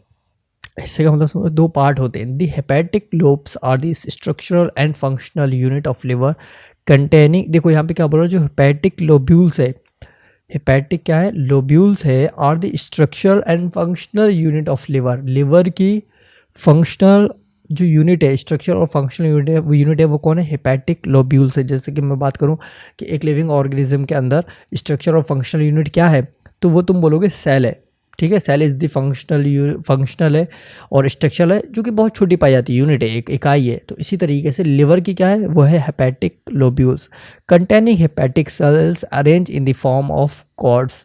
कॉर्ड्स का मतलब समझते हो कि जो बहुत ज़्यादा कंटेनिंग हेपेटिक सेल्स होती हैं, अरेंज इस तरीके से होती हैं कि एक वो रस्सी की तरह तुम्हारे को देखने को मिलती है। रस्सी समझ रहे हो, रस्सी जो होती है ना, बिल्कुल ऐठी हुई, उस टाइप से तुम्हारे को देखने को मिलती है, जिसे हम बोलते हैं कॉर्ड्स। ईच लोब्यूल, ठीक है, हर एक हिस्सा, each lobule is covered by thin connecting tissue sheet, ठीक है, इस गिल्सन कैप्सूल, ठीक है। तो जो हर एक 2 हिस्से ना हमारे पास, एक लेफ्ट में होगा और एक राइट में होगा, ठीक है, लिवर के। तो दोनों जो हिस्से हैं, जो लोब्यूल हैं, वो कवर होते हैं कनेक्टिव टिश्यू से, ठीक है, जिसे हम क्या बोलते हैं, Glisson capsule, Glisson capsule. Okay, the bile secreted by the hepatic cells, bile secrete कर रहा है, कहाँ से कर रहा है, हेपेटिक सेल्स से सिक्रेट कर रहा है, pass through the hepatic duct, और फिर किससे जाएगा, हेपेटिक डक्ट से ही जाएगा, and stored and concentrated in a thin, store कहाँ पे होता है, कंसनट्रेट कहाँ पे होता है, ठीक है। ये बात हमें पता होना चाहिए कि स्टोर कहाँ पे होता है, मतलब उसको कहाँ रखा जाता है, और कंसनट्रेटेड गाढ़ापन कहाँ से आता है उसके अंदर, तो वो आता है इन अ थिन मस्कुलर, ठीक है, एक थिन मस्कुलर सैक होगा, कॉल्ड गॉल ब्लैडर, ठीक है, जिसे हम बोलते हैं पित्ता बोलते हैं, ठीक है। The duct of gall bladder, cystic duct. Okay, तो ये डक्ट बोल रहा है, डक्ट का मतलब वही हो गया जो पाइप्स आ रहे हैं ना, तो अगर गाल ब्लैडर से जो डक्ट निकल रही है उससे हम बोलते हैं सिस्टिक डक्ट। क्या बोलते हैं हम, सिस्टिक डक्ट बोलते हैं। सो अभी तुम्हारे को ये बात समझ में आ चुकी होगी। तो बाइल जो है वो कहाँ से सिक्रेट होता है, लिवर से सिक्रेट होता है, ठीक है, हेपेटिक सेल से निकलता है, और पास होते हुए कहाँ से, हेपेटिक डक्ट से पास होते हुए कहाँ पाया जाता है, एक बैग में आ जाता है, जहाँ पे स्टोर करा जाता है और कंसनट्रेटेड बनाया जाता है। उस बैग का नाम है गॉल ब्लैडर, ठीक है। The duct of gall bladder की जो डक्ट होती है उसे हम बोलते हैं सिस्टिक डक्ट, ठीक है। The hepatic duct from the liver forms the common bile duct. देखो यहाँ पे क्या बोल रहा है कि जो हेपेटिक डक्ट है और हमारे पास कौन सी थी, सिस्टिक डक्ट थी, ठीक है। तो दोनों मिलके क्या बनाती हैं, एक कॉमन बाइल डक्ट बनाती हैं। तो सिस्टिक डक्ट और हेपेटिक डक्ट मिलके क्या बनाती है, कॉमन बाइल डक्ट बनाती हैं। The bile duct and the pancreatic duct, देखो क्या बोल रहा है, बाइल डक्ट और pancreatic duct opens together into the duodenum, कहाँ जाके खुलती हैं, ओपन्स होंगी, खुलेंगी ड्यूडेनम में, as the common hepatopancreatic duct. इसको हम बोलते हैं कॉमन हेप्टोपैंक्रियाटिक डक्ट, क्योंकि जो बाइल डक्ट और पैंक्रियाटिक डक्ट दोनों मिल गई, सो अब हम इसको बोलते हैं common hepatopancreatic duct, which is guarded by a sphincter. तो वहाँ पे भी एक इंस्फिक्टर पाया जाता है, समझ रहे हो, इंस्फिक्टर पाया जाता है, वॉल्व नहीं पाया जाता, जिसका नाम है इंस्फिक्टर ऑफ ओडी, ठीक है। सो अभी हम स्ट्रक्चर में देखेंगे तो सारा क्लियर हो जाएगा। The pancreas is a compound, pancreas क्या है, is a compound both exocrine and endocrine. Pancreas कैसे काम करती है, एक्सोक्राइन भाई और एंडोक्राइन दोनों तरीके से काम करती है। एक्सोक्राइन और एंडोक्राइन क्या होता है, एक्सोक्राइन का मतलब ये हो गया कि एक डक्ट के द्वारा हार्मोन्स को ड्यूडेनम तक पहुंचाए, ठीक है, तो एक्सोक्राइन हो गया। एंडोक्राइन का मतलब हो गया बिना डक्ट से हार्मोन को रिलीज़ कर रही है, जहाँ पे मतलब ग्लैंड से वहीं पे क्या हो रहा है, हार्मोन रिलीज हो रहा है, चारों तरफ फैल गया, तो एंडोक्राइन हो गया, ठीक है। elongated organ situated between the limb of the C-shaped duodenum, कहाँ पे प्रेजेंट होती है, पैंक्रियाज, तो पैंक्रियाज प्रेजेंट होती है ड्यूडेनम के बीच में, ठीक है। एक्सोक्राइन पोर्शन, ठीक है, एक्सोक्राइन पोर्शन जो है ना वो सीक्रेट करता है alkaline pancreatic juice containing enzymes, ठीक है। And endocrine portion secrete hormones insulin and glucagon, ये बहुत ज़्यादा इंपॉर्टेंट है। सो यहाँ पे देख रहे हो तुम कि जो हमारे पास पैंक्रियाज है वो दो वे में काम करती है, एक्सोक्राइन और एंडोक्राइन। जो एक्सोक्राइन है वो एल्कलाइन पैंक्रियाटिक जूस निकालते हैं, एंजाइम्स निकालते हैं, लेकिन जो एंडोक्राइन पोर्शन है वो सीक्रेट करता है हार्मोन को, और कौन से हार्मोन, इंसुलिन हो गया और ग्लूकागोन हो गया, ठीक है। इंसुलिन और ग्लूकागोन तुमने अगर नोट्स पढ़ रहे हो किसी के भी तो तुमने बहुत अच्छे से पढ़ा होगा। ओके, सो यहाँ पे हमारे पास क्या है, हमारे पास डायग्राम है, यहाँ पे डायग्राम देख लो, गॉल ब्लैडर इन्होंने शो कर दिया, डक्ट फ्रॉम गॉल ब्लैडर, ठीक है, इसी को हम क्या बोल रहे थे, सिस्टिक डक्ट बोल रहे थे, ठीक है। गॉल ब्लैडर से जो डक्ट आती है उसी को हम सिस्टिक डक्ट बोलते हैं, और ये आ रही थी डक्ट फ्रॉम लिवर, तो इसको हम बोल रहे थे हेपेटिक डक्ट, ठीक है। लेकिन ये दोनों मिलके अब क्या बन रही, कॉमन हेपेटिक डक्ट, ओके। सो ये वाली अब कॉमन बाइल डक्ट बन गई। यहाँ पे ध्यान देना कि ये वाली जो गॉल ब्लैडर से जो डक्ट निकल रही है उसको हम बोलते हैं सिस्टिक डक्ट, ठीक है, और जो लिवर से आ रही है उसको हम बोलते हैं हेपेटिक डक्ट, और दोनों डक्ट मिल गई सो ये बन जाती है कॉमन हेपेटिक डक्ट बन जाती है। कॉमन हेपेटिक डक्ट मिलके कॉमन बाइल डक्ट बनती है, ठीक है। इन दोनों को मिलने से, इन दोनों के मिलने से जो लास्ट वाली चीज़ देखने को मिल रही है ये इसको बोलते हैं हम कॉमन बाइल डक्ट, समझ रहे हो। कॉमन बाइल डक्ट यहाँ पे आ गई, और यहाँ से पैंक्रियाटिक डक्ट है, ये वाली जो है ना वो पैंक्रियाटिक डक्ट है, और ये वाली पैंक्रियाटिक डक्ट जाके मिल रही है। सो कॉमन बाइल डक्ट और पैंक्रियाटिक डक्ट मिलके क्या बनती है, हेप्टो पैंक्रियाटिक डक्ट, हेप्टो पैंक्रियाटिक डक्ट, काफ़ी ज़्यादा डक्ट हो गया इधर समझ रहे हो। और ये ड्यूडेनम हो गया, तो ड्यूडेनम के बीच में पैंक्रियास पाई जाती है, और पैंक्रियास के अंदर दो तरीके से काम होता है, एक्सोक्राइन और एंडोक्राइन। एक्सोक्राइन जो है वो एंजाइम्स को, जूस को रिलीज़ करता है, और जो एंडोक्राइन पोर्शन है वो हमारा हार्मोन्स को रिलीज़ करता है, जैसे कि हार्मोन में कौन से हो गए बताओ, इंसुलिन और ग्लूकागोन। सो अभी हमारा ये स्ट्रक्चर कंप्लीट हो गया है, ठीक है। अब देखो यहाँ पे क्या लिखा है, डाइजेशन ऑफ फूड, फूड का डाइजेशन, ठीक है। The process of digestion is accomplished by mechanical and chemical, दो बार आ चुका है मैकेनिकल एंड केमिकल प्रोसेस। तो जो भी हम खाना खाते हैं वो दो वे में मतलब पचता है, या तुम बोल सकते हो उसको हम डाइजेस्ट करते हैं मैकेनिकल तरीके से और केमिकल तरीके से, हम उसको तोड़ देते हैं। The buccal cavity perform two major function, buccal cavity दो बड़े काम करती है, ठीक है, मेजर फंक्शन, मैस्टिकेशन, ठीक है, ऑफ फूड, खाने को अच्छे तरीके से मिलाना, एंड फैसिलेशन ऑफ स्वेलिंग, और निगलने में बहुत ज़्यादा हेल्प करती है, चिकना बना के उसको निगलने में हेल्प करती है। The teeth and the tongue, दांत और जबान तुम्हारी जो है ना, with the help of saliva masticate, saliva के साथ मिला देते हैं। कौन मिलाता है भाई, दांत और तुम्हारी जबान जो है ना वो स्लाइवा के साथ बिल्कुल मिक्सअप कर देता बढ़िया तरीके से फूड को। और mucus in saliva helps in lubrication, saliva के अंदर जो म्यूकस प्रेजेंट होगा वो क्या करेगा, वो चिकनापन लाएगा, ठीक है, जिसे हम बोलते हैं लुब्रिकेटिंग एंड एडहेरिंग। लुब्रिकेटिंग का मतलब हो गया चिकना, एडहेरिंग का मतलब हो गया एकदम जुड़ जाना, एक दूसरे से जो पार्टिकल्स होंगे खाने के तो वो जुड़ जाएंगे। The masticated food particles into a bolus, अब हम इसको क्या बोल देते हैं, बोल्स बोल सकते हैं या बोलस बोल सकते हैं, ठीक है। तो अभी यहाँ पे देख रहे हो, जब तुमने खाना खाया था, मुंह के अंदर खाना रखा, खाने को थोड़ी देर तक चबाया तुमने, अब जो तुम्हारा खाना है मुंह के अंदर वो एक्चुअल में खाना नहीं रहा, वो अब बोलस रहा, क्योंकि तुमने उसके अंदर सलाइवा दे दिया, म्यूकस दे दिया, उसको अच्छे से मिक्सअप कर दिया, तो अब वो क्या बन गया, बोलस बन गया, ठीक है। The bolus is then conveyed into pharynx, कहाँ चला जाएगा, ये फेरिंग्स में चला जाएगा, and then into the oesophagus, और फिर कहाँ चला जाएगा, ओइसोफेगस में चला जाएगा बाय स्वेलिंग, निगलते हुए या डीगुलिटेशन, निगलना ही बोलते हैं। डिग्लूटेशन का मतलब भी निगलना होता है, स्वेलिंग का मतलब भी निगलना होता है, ठीक है। The bolus further passes down, जो बोलस है ना वो फर्दर पासिस मतलब वापस से पास होता है down through the oesophagus, oesophagus की तरफ पास हो जाएगा बाई सक्सेसिव वेव्स। कौन सी वेव्स होती है उसके अंदर? Successive waves. मतलब मान लो यहाँ पे खाना है तो इस तरीके की वेव बन गई और इस तरीके से खाने, जहाँ पे खाना होगा वहाँ पे मोटा होता चलेगा और बाकी पाइप जो है ना वो फिर से छोटा हो जाएगा। तो इसी तरीके की वेव्स को हम बोलते हैं सक्सेसिव वेव्स बोलते हैं, ठीक है।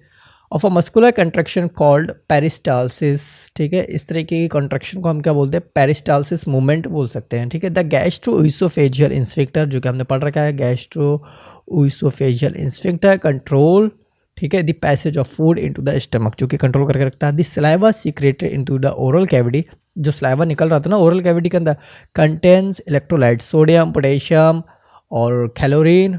सॉरी एक सेकंड रुको, मैं इसको अनहाइलाइट करूँ पहले, तो अनहाइलाइट हो जा भाई। Okay, so sodium potassium, what the hell what's happening, I think ये लेटर्स में नहीं आ रहा है। सोडियम पोटेशियम और कैलोरीन और HCO3 मतलब बाइकार्बोनेट, ये जो हैं इलेक्ट्रोलाइट्स प्रेजेंट होते हैं सलाइवा के अंदर। And enzyme salivary amylase, okay, and lysozyme amylase, क्या बोलते हैं भाई? एमिलेज। अबे रुको एक सेकेंड, मैं इसका भी प्रोनाउंसिएशन देखूंगा यार, ऐसा पता नहीं क्या होता है कभी कभी, तुमने देखा होगा ना कि तुम सही कर रहे हो लेकिन वापस से कुछ हो जाता है। अभी इसको डिस्कनेक्ट करते हैं। एमाइलेज, मैं सही बोल रहा हूँ मैं जहाँ तक, डिटेक्ट, ये प्रोनाउंस करेगा ना, क्या बोला इसने? एमिलेज, पता नहीं ये क्या बोल रहा है, खैर आगे बढ़ते हैं। And lysozyme, the chemical process of digestion is initiated in oral cavity by the hydrolytic action of the carbohydrate spreading enzyme the salivary. ये क्या बोल रहा है कि जब तुमने खाना खाया था तो बक्कल कैविटी से ही केमिकल प्रोसेस स्टार्ट हो चुकी थी। मैकेनिकल तो भाई चल रही थी लेकिन साथ ही साथ केमिकल भी स्टार्ट हो चुकी थी। एमिलेज अबाउट 30%, ठीक है, 30% of starch is hydrolysed.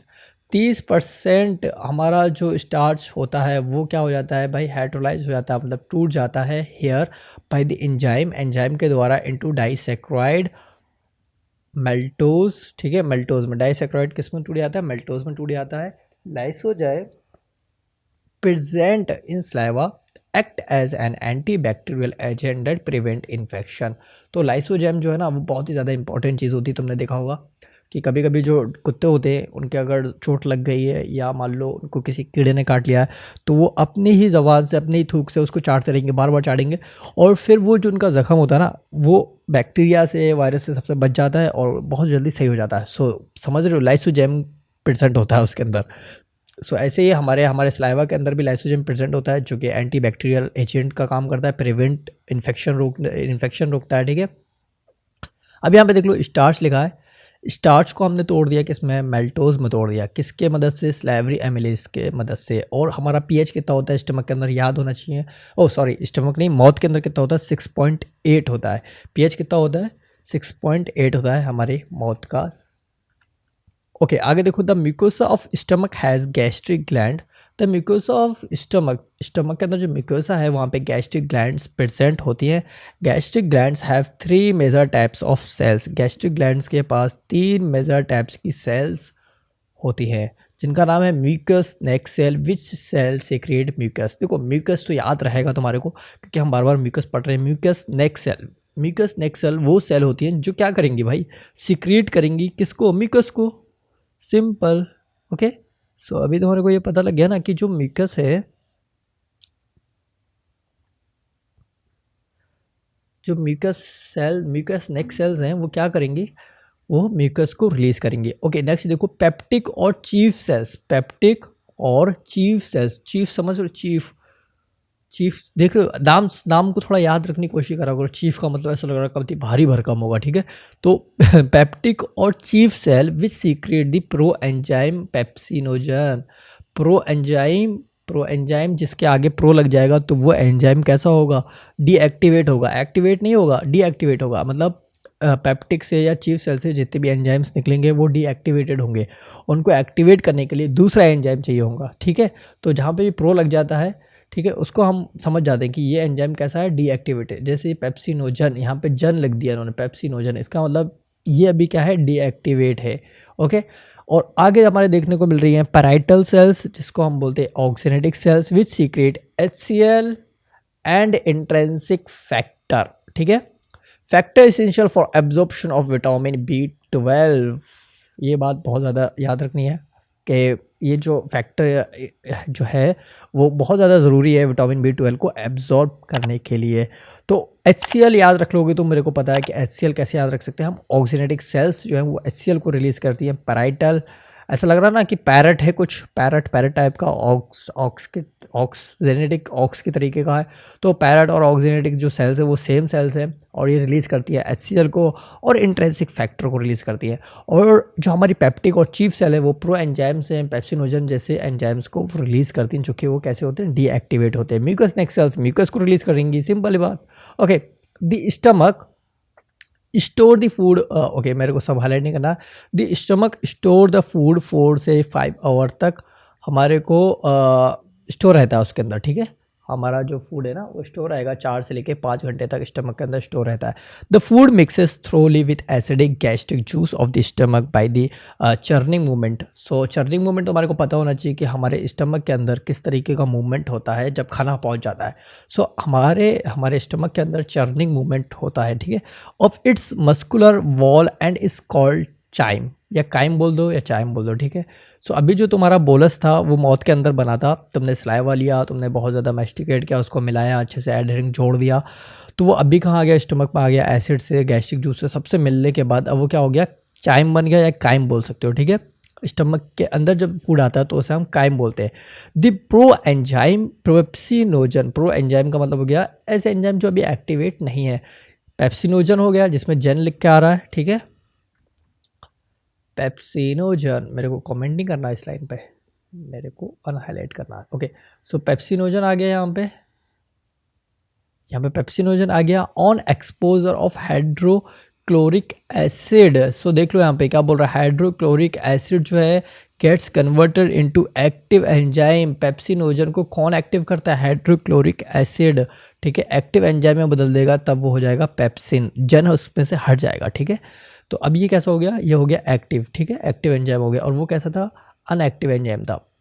The proteolytic enzyme of the stomach, ठीक है, प्रोटीन को तोड़ने वाले एंजाइम को हम बोलते हैं प्रोटोलाइटिक एंजाइम, ठीक है। Stomach pepsin converts protein, pepsin क्या करेगा, प्रोटीन को कन्वर्ट कर देगा इनटू प्रोटियोसिस एंड पेप्टोन्स या पेप्टाइड्स। सो तुम्हारे को ये बात पता होना चाहिए कि पेप्सिन जो है वो पहले कैसी फॉर्म में निकला था, इनएक्टिव फॉर्म में निकला था, ठीक है, इनएक्टिव फॉर्म में निकला। और जब HCl आया तो उसने क्या करा, पेप्सिनोजन को एक्टिव फॉर्म में कर दिया, मतलब पेप्सिनोजन से अब वो क्या बन गया, पेप्सिन बन गया। अब पेप्सिन ने क्या करा, कन्वर्ट कर दिया, प्रोटीन को तोड़ेगा किसमें, प्रोटियोसिस में और पेप्टोन्स में, या हम बोल सकते हैं पेप्टाइड्स में। द म्यूकस एंड बाइकार्बोनेट, अभी म्यूकस हमारे पास है और bicarbonate present in the gastric juice, gastric juice के अंदर प्रेजेंट होते हैं। Play an important role in lubrication, ये बहुत ही ज़्यादा इंपॉर्टेंट रोल प्ले करते हैं, मतलब कौन करते हैं, म्यूकस और bicarbonates, and protection of the mucosal epithelium from excoriation by the highly concentrated hydrochloric acid. देखो जो हमारे पास बाइकार्बोनेट होता है ना वो बहुत ही ज़्यादा प्रोटेक्ट करता है हमारे स्टमक की लेयर को, ठीक है। किससे प्रोटेक्ट करता है भाई, HCl से प्रोटेक्ट करता है, क्योंकि HCl तो मैं समझ रहे हो एक एसिड है, वो एसिड को कहीं पे भी अगर तुम डाल दोगे तो वो भाई समझ रहे हो जल जाएगा। तो वहाँ पे हमारे को बाइकार्बोनेट एक बहुत बढ़िया प्रोटेक्शन प्रोवाइड करता है, ठीक है। HCl provide the acidic pH 1.8, याद रखना हमारा स्टमक का pH 1.8 होता है और माउथ का pH होता है 6.8, okay. Optimal for pepsin rennin, ठीक है, पेप्सिन हो गया, रेनिन हो गया। अब यहाँ पे क्या बोल रहा है, rennin is a proteolytic enzymes, rennin भी एक प्रोटोलाइटिक एंजाइम है, मतलब प्रोटीन को तोड़ने वाला एंजाइम है। फाउंड इन गैस्ट्रिक जूस, जो कि गैस्ट्रिक जूस में पाया जाता है, ऑफ इन्फेंट, लेकिन ये बच्चों के अंदर होता है, ठीक है, जो छोटे होते हैं ना बच्चे, विच help in the digestion, digestion करने में मदद करता है, ऑफ मिल्क प्रोटीन। कौन सी प्रोटीन में भाई, मिल्क प्रोटीन में। तो रेनिन कहाँ पे वर्क करता है? मिल्क प्रोटीन में जाके वर्क करता है। स्मॉल अमाउंट ऑफ लाइपेजेस, ठीक है, स्मॉल अमाउंट ऑफ लाइपेजेस मतलब लिपिड की बात चल रही है, are also secreted by gastric glands. तो छोटे से कम मात्रा में भी मतलब स्मॉल अमाउंट में लाइपेजेस सीक्रेट होता है गैस्ट्रिक ग्लैंड्स के द्वारा। समझे क्या? नहीं समझे? आगे बढ़े। ओके, सो अभी हमारे को आगे बढ़ना है। Various types of movement. अब यहाँ पे देख लो, various types of movement are generated by the muscularis layer of small intestine, ठीक है। This movement help in a thorough mixing up of the food with various secretion in the intestine. देखो हमारे stomach के अंदर भी movement हो रहा था, ओइसोफेगस के अंदर मूवमेंट हुआ था, ओइसोफेगस के अंदर पेरिस्टाल्सिस मूवमेंट हो रहे थे, और स्टमक के अंदर कौन से मूवमेंट हो रहे थे? चर्निंग मूवमेंट हो रहे थे। लेकिन अभी हमारे स्मॉल इंटेस्टाइन में ऐसा कोई मूवमेंट का नाम नहीं बताया, बस बता दिया कि यहाँ पे भी मूवमेंट होता है, ठीक है। Food with various secretion in the intestine and thereby facilitated digestion, ठीक है। द बाइल पैंक्रियाटिक जूस, अभी यहाँ पे देख लो बाइल आ गया हमारे पास, पैंक्रियाटिक जूस आ गया, एंड द इंटेस्टिशनल जूस मतलब एक तो पैंक्रियास से निकलने वाला जूस पैंक्रियाटिक जूस हो गया, ठीक है। लिवर से निकलने वाला बाइल जूस हो गया, जो कि स्टोर कहाँ होता है? बाइल गॉल ब्लैडर में होता है। और इंटेस्टाइन से निकलने वाला intestinal juice are the secretions, ये सिक्रेशन रिलीज करते हैं इनटू द स्मॉल इंटेस्टाइन। कहाँ पे? स्मॉल इंटेस्टाइन में। Pancreatic juice and bile, pancreatic juice और कौन सा भाई? Bile juice are release through the hepatopancreatic duct. ये जो है ना, ये बाइल और पैंक्रियाटिक जूस है ना, ये कहाँ से निकलेंगे? हेप्टोपैंक्रियाटिक डक्ट से निकलेंगे। वही एक डक्ट थी जिससे पैंक्रियाटिक जूस और बाइल जूस एक ही साथ निकल सकते हैं, ठीक है। The pancreatic juice contain in active enzyme, बोल रहा है कि जो पैंक्रियाटिक जूस है वो इनएक्टिव फॉर्म में निकालती है। जैसे कि आ गया हमारे पास ट्रिप्सिनोजन, कीमोट्रिप्सिनोजन, ये नाम याद कर लेना अगर याद नहीं है तो, प्रोकार्बोक्सीपेप्टाइडेज, एमाइलेज, लाइपेजेस एंड न्यूक्लियसेस, इतने तरीके के एंजाइम्स निकलते हैं, ठीक है। ट्रेप्सिनोजन, कीमोट्रेप्सिनोजन, प्रोकार्बोक्सीपेप्टाइडेजेस सब इनएक्टिव फॉर्म में, एमाइलेजेस, लाइपेजेस एंड न्यूक्लियसेस, ठीक है। ट्रिप्सिनोजन, ओके यहाँ तक थे क्या? शायद यहाँ तक थे हमारे पास। मैं एक सेकंड रुको, इसको हाईलाइट करते हैं एक बार को। ओके यहाँ पे देखो, ट्रिप्सिनोजन, कीमोट्रिप्सिनोजन, प्रोकार्बोक्सीपेप्टाइडेज, एमाइलेज। फिर देखो lipase and nucleases. Trypsinogen is activated by an enzyme, trypsinogen activate होता है किस एंजाइम से? इंट्रोकाइनेज से एक्टिवेट होता है, सीक्रेटेड बाय द इंटस्टिशनल मिकोसा। कहाँ से निकला ये?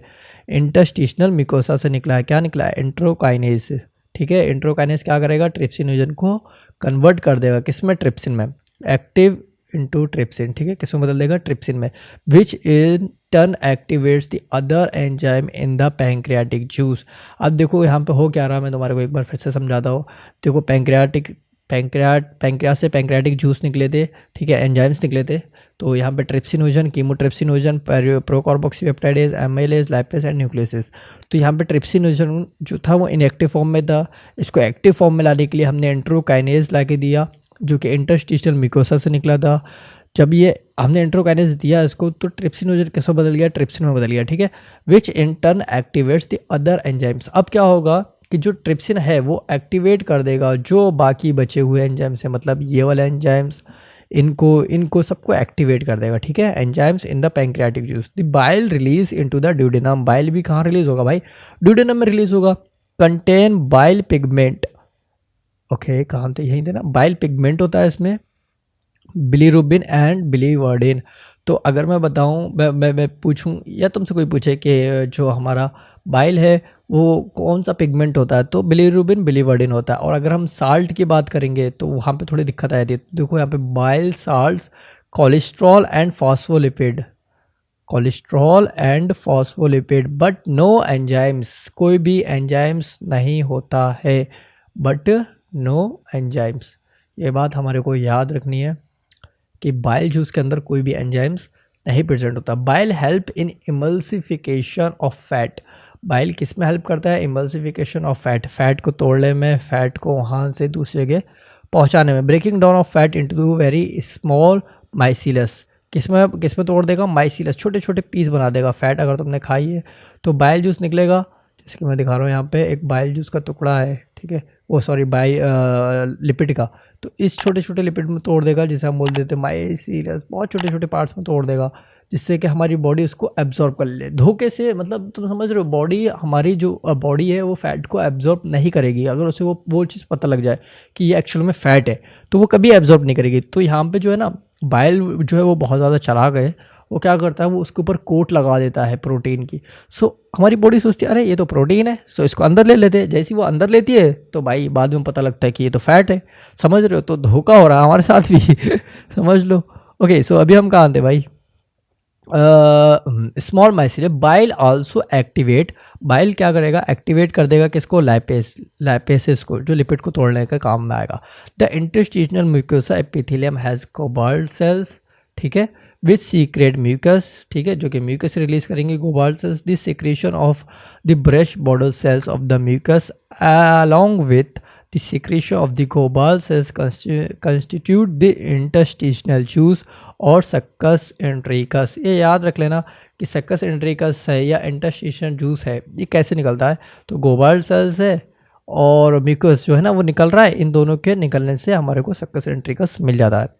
This juice contain a variety of enzymes, इसमें काफ़ी तरीके के एंजाइम्स होते हैं, लाइक डाईसैक्राइडेसेस, ठीक है, एग्जांपल मेल्टेज हो गया इसका, डाईपेप्टाइडेसेस, लाइपेजेस, न्यूक्लियोसाइडेसेस, ठीक है, etcetera. The mucus along with the bicarbonates, ठीक है, bicarbonates from the pancreas protect the interstitial mucosa. तो पैंक्रियास से निकलने वाला बाइकार्बोनेट क्या करता है, प्रोटेक्ट करता है इंटरस्टिशियल म्यूकोसा को, ठीक है, स्मॉल इंटेस्टाइन की म्यूकोसा को, फ्रॉम एसिड से, क्योंकि स्टमक से सीधे खाना किस में आ गया, स्मॉल इंटेस्टाइन में आ गया, और जब सीधे खाना स्मॉल इंटेस्टाइन में आ जाएगा तो भाई स्मॉल इंटेस्टाइन तो जल जाएगी भाई, समझ रहे हो। तो वहाँ पे पैंक्रियास क्या करता है, बाइकार्बोनेट को रिलीज़ कर देता है, कहता है भाई यहाँ पे खाना आ रहा है, फटाक से बाइकार्बोनेट निकालो और इसको प्रोटेक्ट करो। सो पैंक्रियास अगर नहीं है तो भाई मर जाओगे, वैसे भी मर ही जाओगे यार अगर किसी के पास उसमें पैंक्रियास निकाल दी। इंसुलिन और ग्लूकागोन का बहुत बड़ा काम होता है।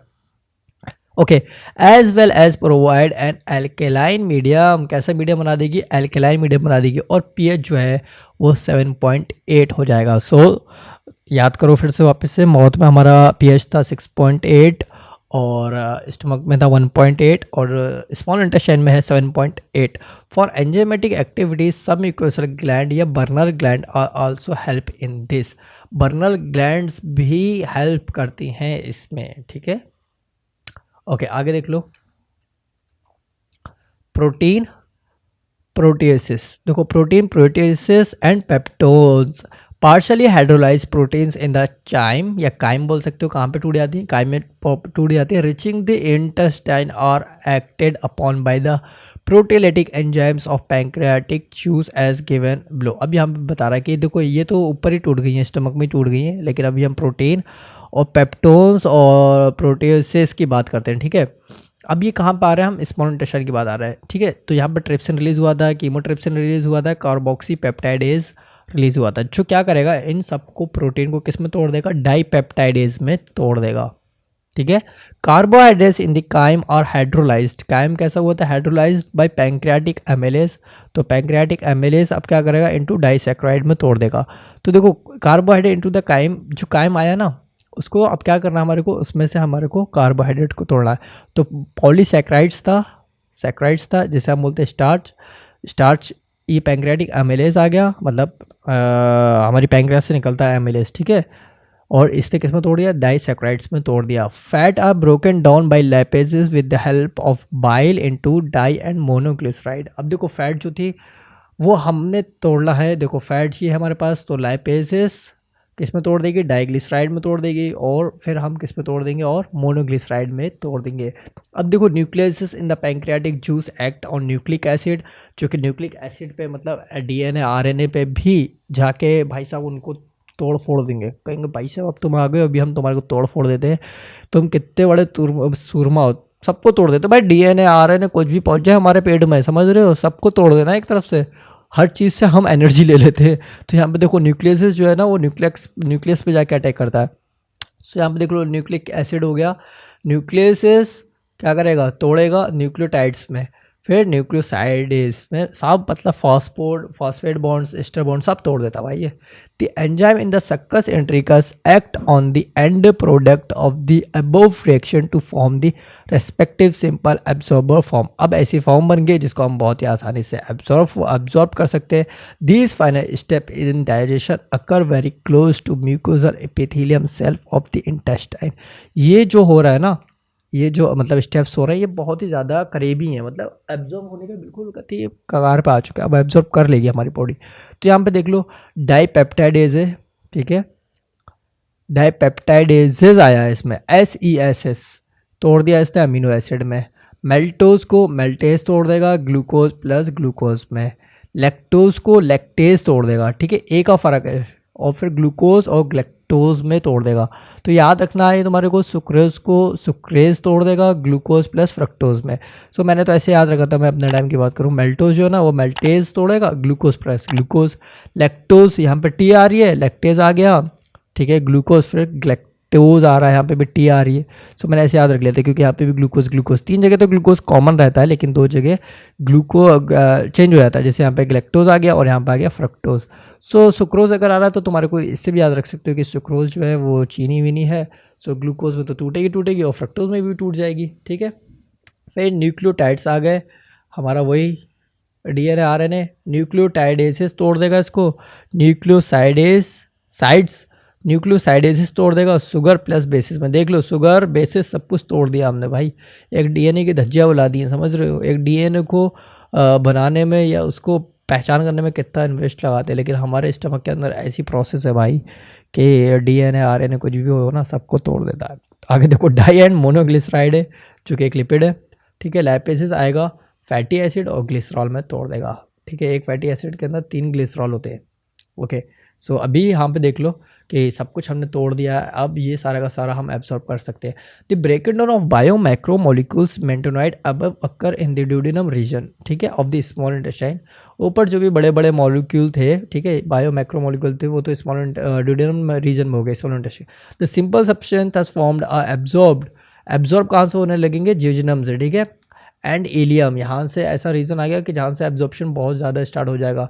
The undigestive and unabsorbed substance are passed on to the large intestine. अब भाई जो तुम्हारे पास खाना था उसमें से तुमने सब कुछ निचोड़ लिया, सब कुछ निकाल लिया, सो अभी जो तुम्हारे पास बचा है वो सिर्फ तुम कहाँ भेजने वाले हो, लार्ज इंटेस्टाइन में भेजने वाले हो। नो सिग्निफिकेंट, ठीक है, digestive activity occur in the large intestine.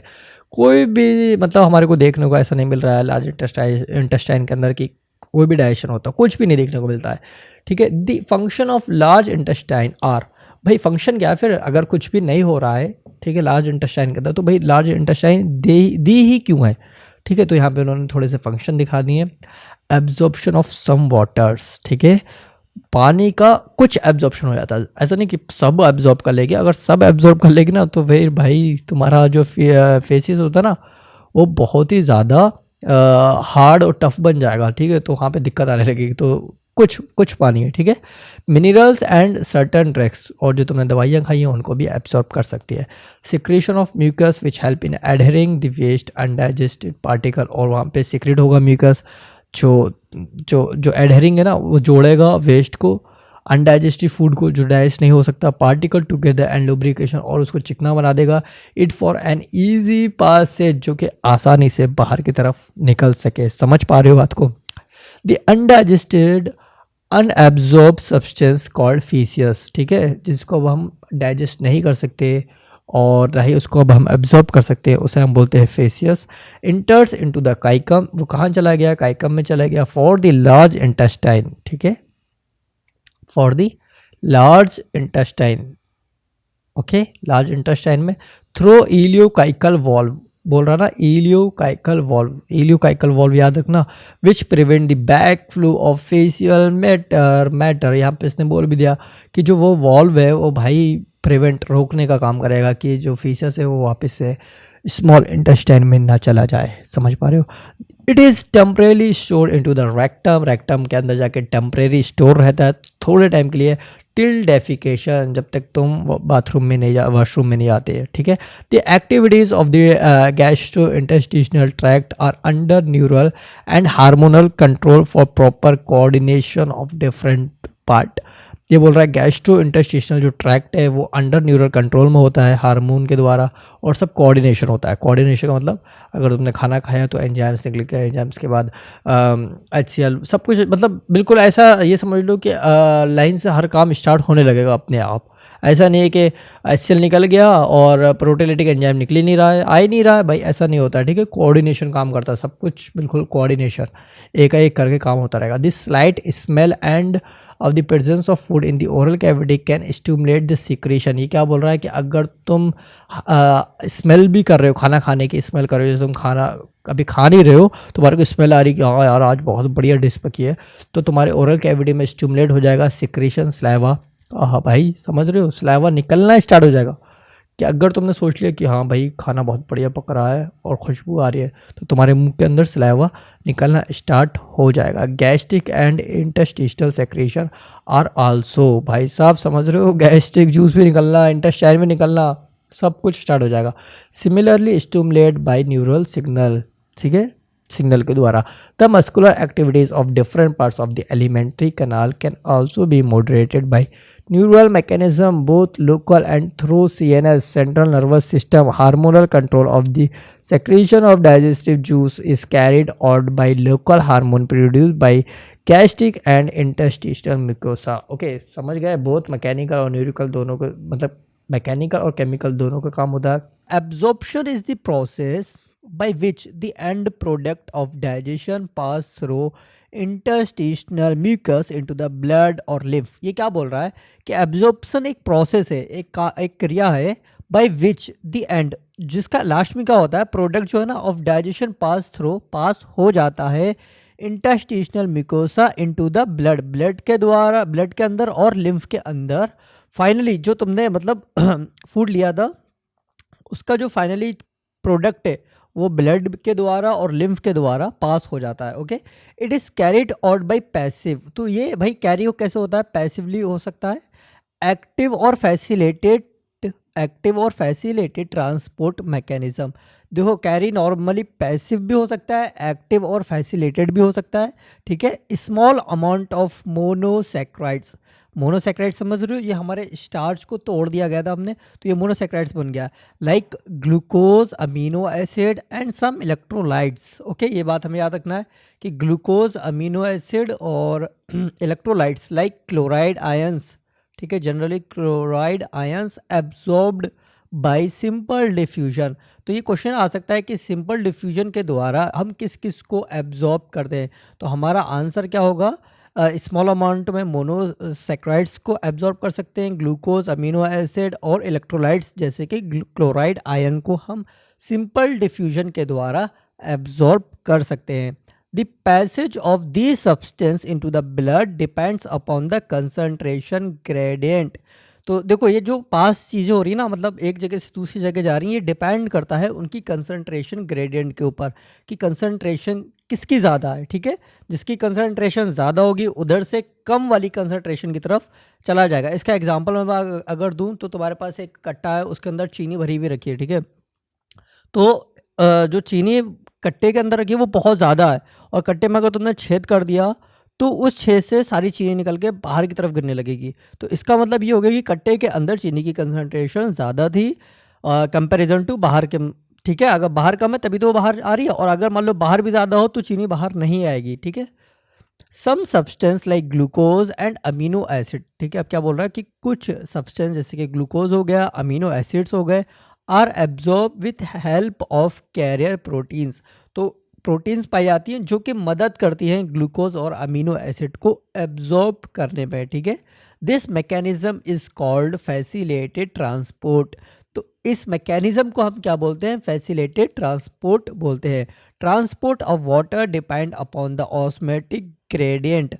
तो देखो वाटर जो ट्रांसपोर्ट हो रहा है एक जगह से दूसरी जगह जा रहा है, वो ऑस्मोटिक ग्रेडियंट के ऊपर डिपेंड है, ठीक है। जैसे कि यहाँ पे कंसंट्रेशन ग्रेडियंट के ऊपर डिपेंड था, इसी तरीके से पानी किसके ऊपर डिपेंड होता है ट्रांसपोर्ट करना, ऑस्मोटिक ग्रेडियंट के ऊपर, ठीक है, ऑस्मोटिक ग्रेडियंट के ऊपर। Active transport occur against the concentration gradient and hence require energy. ये क्या बोल दिया इसने कि एक्टिव ट्रांसपोर्ट हम उसे बोलते हैं जिसमें एनर्जी क्या हो, इन्वेस्ट हो, खर्च हो। अगर तुम्हारी एनर्जी खर्च हो रही है एक जगह से दूसरी जगह पहुंचाने में किसी भी चीज़ को, तो वो ट्रांसपोर्ट कहलाता है एक्टिव ट्रांसपोर्ट। और अगर वहाँ पे एनर्जी तुम्हारा एटीपी जो है वो यूज़ नहीं हो रहा, तो उसको हम बोलते हैं इनएक्टिव फॉर्म, या इनएक्टिव ट्रांसपोर्ट बोल सकते हैं या पैसिव बोल सकते हैं, ठीक है। Various nutrient like amino acid, अब ये क्या बोल रहा है, अमीनो एसिड हो गए, monosaccharides like glucose, electrolytes like sodium are absorb into blood by this mechanism. Amino acid हो गया, मोनोसैक्राइड्स हो गए, ग्लूकोज हो गया, इलेक्ट्रोलाइट्स में सोडियम हो गया, ये सारे के सारे अब्जॉर्ब हो जाते हैं। किस में जाके अब्जॉर्ब हो जाते हैं, ब्लड में जाके अब्जॉर्ब हो जाते हैं, ठीक है।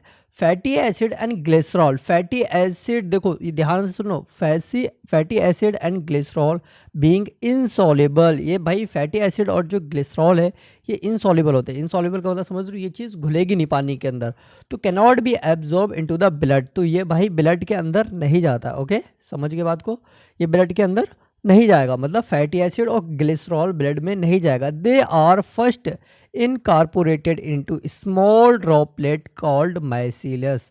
अभी क्या बोल रहा है कि अगर तुमने फैट के कुछ टुकड़े खा रखे हैं या फैट खा रखी है, तो उसको हम क्या करेंगे, छोटे छोटे ड्रॉपलेट्स में बना लेंगे, जिसको हम माइसीलस बोल रहे हैं। क्या बोल रहे हैं हम उसको, माइसीलस बोल रहे हैं। Which move into interstitial mucosa, जो कि मूव कर जाएगा म्यूकोसा के अंदर, इंटरस्टिशियल म्यूकोसा में। दे आर रीफॉर्म्ड, और उनको दोबारा से बनाया जाएगा into very small protein coated.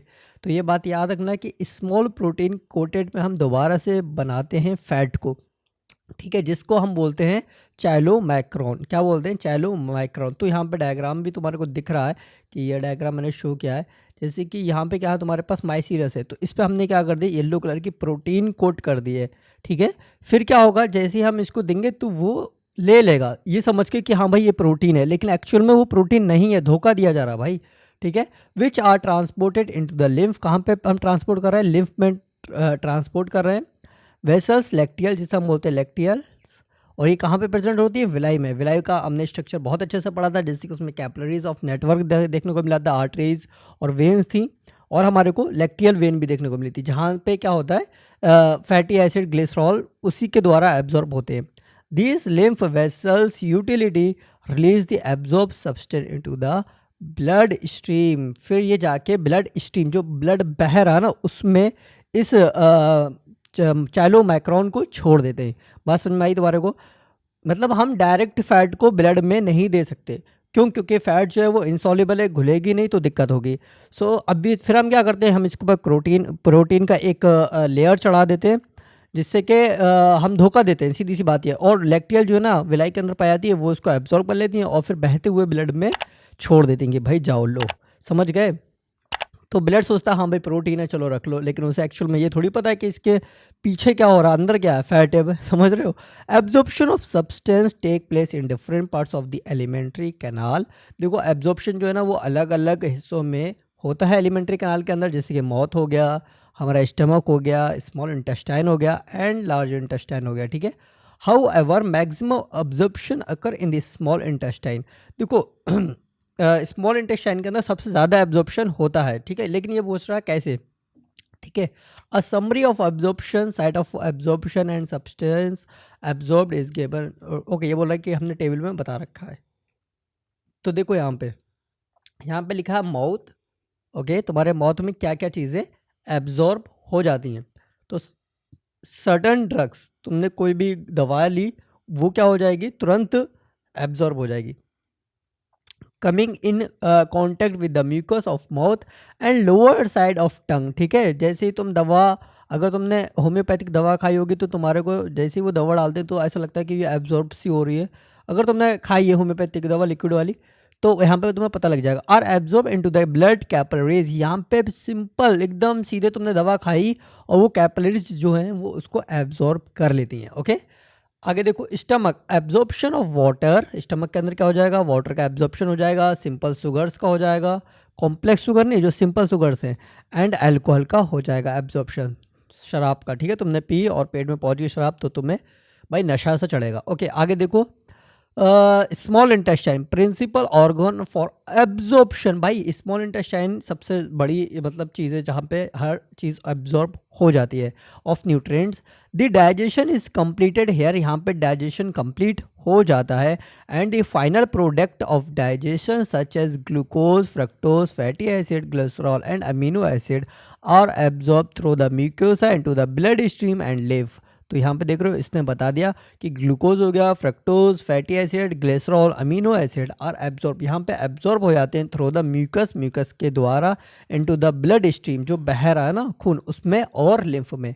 क्योंकि लिम्फ हमारे को ऐड इसलिए करना है कि जो फैटी एसिड और ग्लिसरॉल तुमने प्रोटीन लगा दी थी उसके लिए लिम्फ ही चाहिए, लिम्फ के बाद वो ब्लड में भेज देता है। ठीक है, आगे देखो हमारे पास है large intestine, absorption of water. Large intestine में क्या क्या एब्जॉर्ब होता है पता होना चाहिए हमारे को। वाटर का एब्जॉर्प्शन होता है, कुछ मिनरल्स हो गए और ड्रग्स भी इसमें एब्जॉर्ब हो जाती हैं। ठीक है, the absorb substance finally reach the tissue. अब जो चीज़ तुमने एब्जॉर्ब कर ली है फाइनली हम उसे कहाँ पहुँचा देते हैं, टिश्यू तक पहुँचा देते हैं। विच यूटिलाइज, जिससे हम खर्च करके, यूटिलाइज देम, उसको हम खर्च करेंगे देयर एक्टिविटीज़, एक्टिविटीज़ के according. This process is called assimilation. देखो हमारे पास कई तरीके के मतलब प्रोसेस होती है। एक होता है इंजेशन, इंजेशन का मतलब होता है कि खाने को तुमने मौत में रख लिया, इट इज कॉल्ड इंजेशन। फिर पेट में जब तुम उसको हजम करते होते हो तो उसको हम बोलते हैं डाइजेशन। ठीक है, जहाँ पे तुम बड़े बड़े पार्टिकल्स को छोटे छोटे लिविंग ऑर्गेनिज्म मतलब लिविंग पार्टिकल्स में मिला देते हो, तो वो हो गए हमारे पास डाइजेशन। फिर हमारे पास आता है एसिमिलेशन, जैसे कि जो भी ब्लड के अंदर तुमने लिया है मिनरल्स, न्यूट्रिएंट, उसको टिश्यू तक पहुंचाना, डेट इज कॉल्ड एसिमिलेशन। ठीक है, आगे देखते हैं द डाइजेस्टिव वेस्ट। जो डाइजेस्टिव वेस्ट है ना सॉलिडिफाइड इनटू कोहेरेंट फीसियस। ठीक है, कोहेरेंट फीसियस चिपका मतलब हुआ फीसियस इनटू द रेक्टम। किस में भेज देते हैं हम, रेक्टम में भेज देते हैं। इनिशिएट अ न्यूरल रिफ्लेक्स, और न्यूरल रिफ्लेक्स आता है कॉजिंग अर्जेंट और डिज़ायर, जब भी तुम्हें लगता है फॉर इट्स रिमूवल, इसको रिमूव करना चाहिए। द इजेशन ऑफ फीसस, इसी को हम क्या बोल देते हैं, इजेशन, मतलब फीसस को बाहर निकालना। ठीक है, इसे बोलते हैं egestion of faeces to outside, बाहर की तरफ, थ्रू द एनल ओपनिंग, किसके द्वारा, एनल ओपनिंग के द्वारा। इसको हम बोलते हैं डेफिकेशन। ठीक है, बाहर निकाल दोगे that is called defecation. a voluntary process and is carried out by a mass peristaltic movement। तो लार्ज इंटेस्टाइन के अंदर भी मास पेरिस्टाल्टिक मूवमेंट होता है। ठीक है, जैसे कि तुम्हारे ऊसोफेगस में होता है ना, वैसे इसमें भी होता है।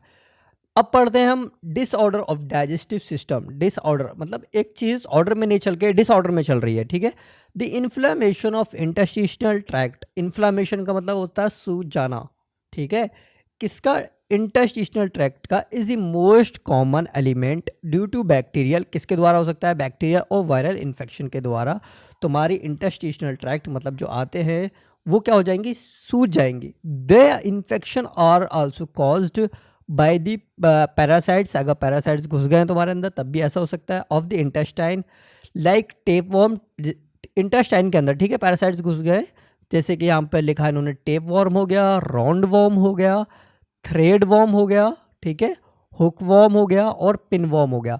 तो ये जितने भी वॉर्म हैं ये अगर तुम्हारे इंटेस्टाइन में घुस जाएंगे तो तुम्हारी आंत सूज जाएगी, मतलब इंटेस्टाइन जो है ना वो स्वेल कर जाएगी, इन्फ्लामेशन हो जाएगा उसके अंदर। तो इतनी बात पता लगी तुम्हारे को, ये टेप वॉर्म याद रखना, tapeworm, roundworm, threadworm, hookworm, pinworm कहाँ कहाँ मिल सकते हैं हमारे को, इंटेस्टाइन के अंदर। और ये सारे के सारे कैसे होते हैं, पैरासाइट्स होते हैं। तो अभी हम चलते हैं अपने जेंडिस की तरफ। जेंडिस देखो यहाँ पे क्या लिखा है, jaundice the liver is affected. Liver क्या हो जाता है जेंडिस में, अफेक्टेड हो जाता है। स्किन एंड आइज, आँखें और तुम्हारी स्किन, इसका मतलब समझ रहे हो, खाल, टर्न येलो, कैसी हो जाएगी भाई, पीली कलर की हो जाएगी, due to deposit of bile pigment. Deposit मतलब बाइल पिगमेंट के टूटने की वजह से हमारी स्किन और आंखें कैसी दिखाई देने लगेंगी हमारे को, येलो कलर की, समझ रहे हो।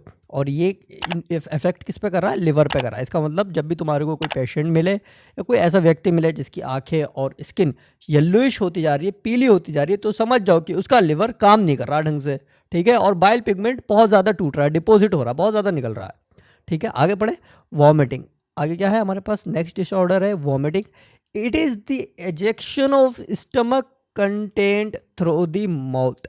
तो एजेक्शन का मतलब अभी हमने शायद पढ़ा था यहाँ पे, ये है इजेशन और ये है इजेक्शन। इजेक्शन का मतलब होता है बाहर निकलना of stomach content.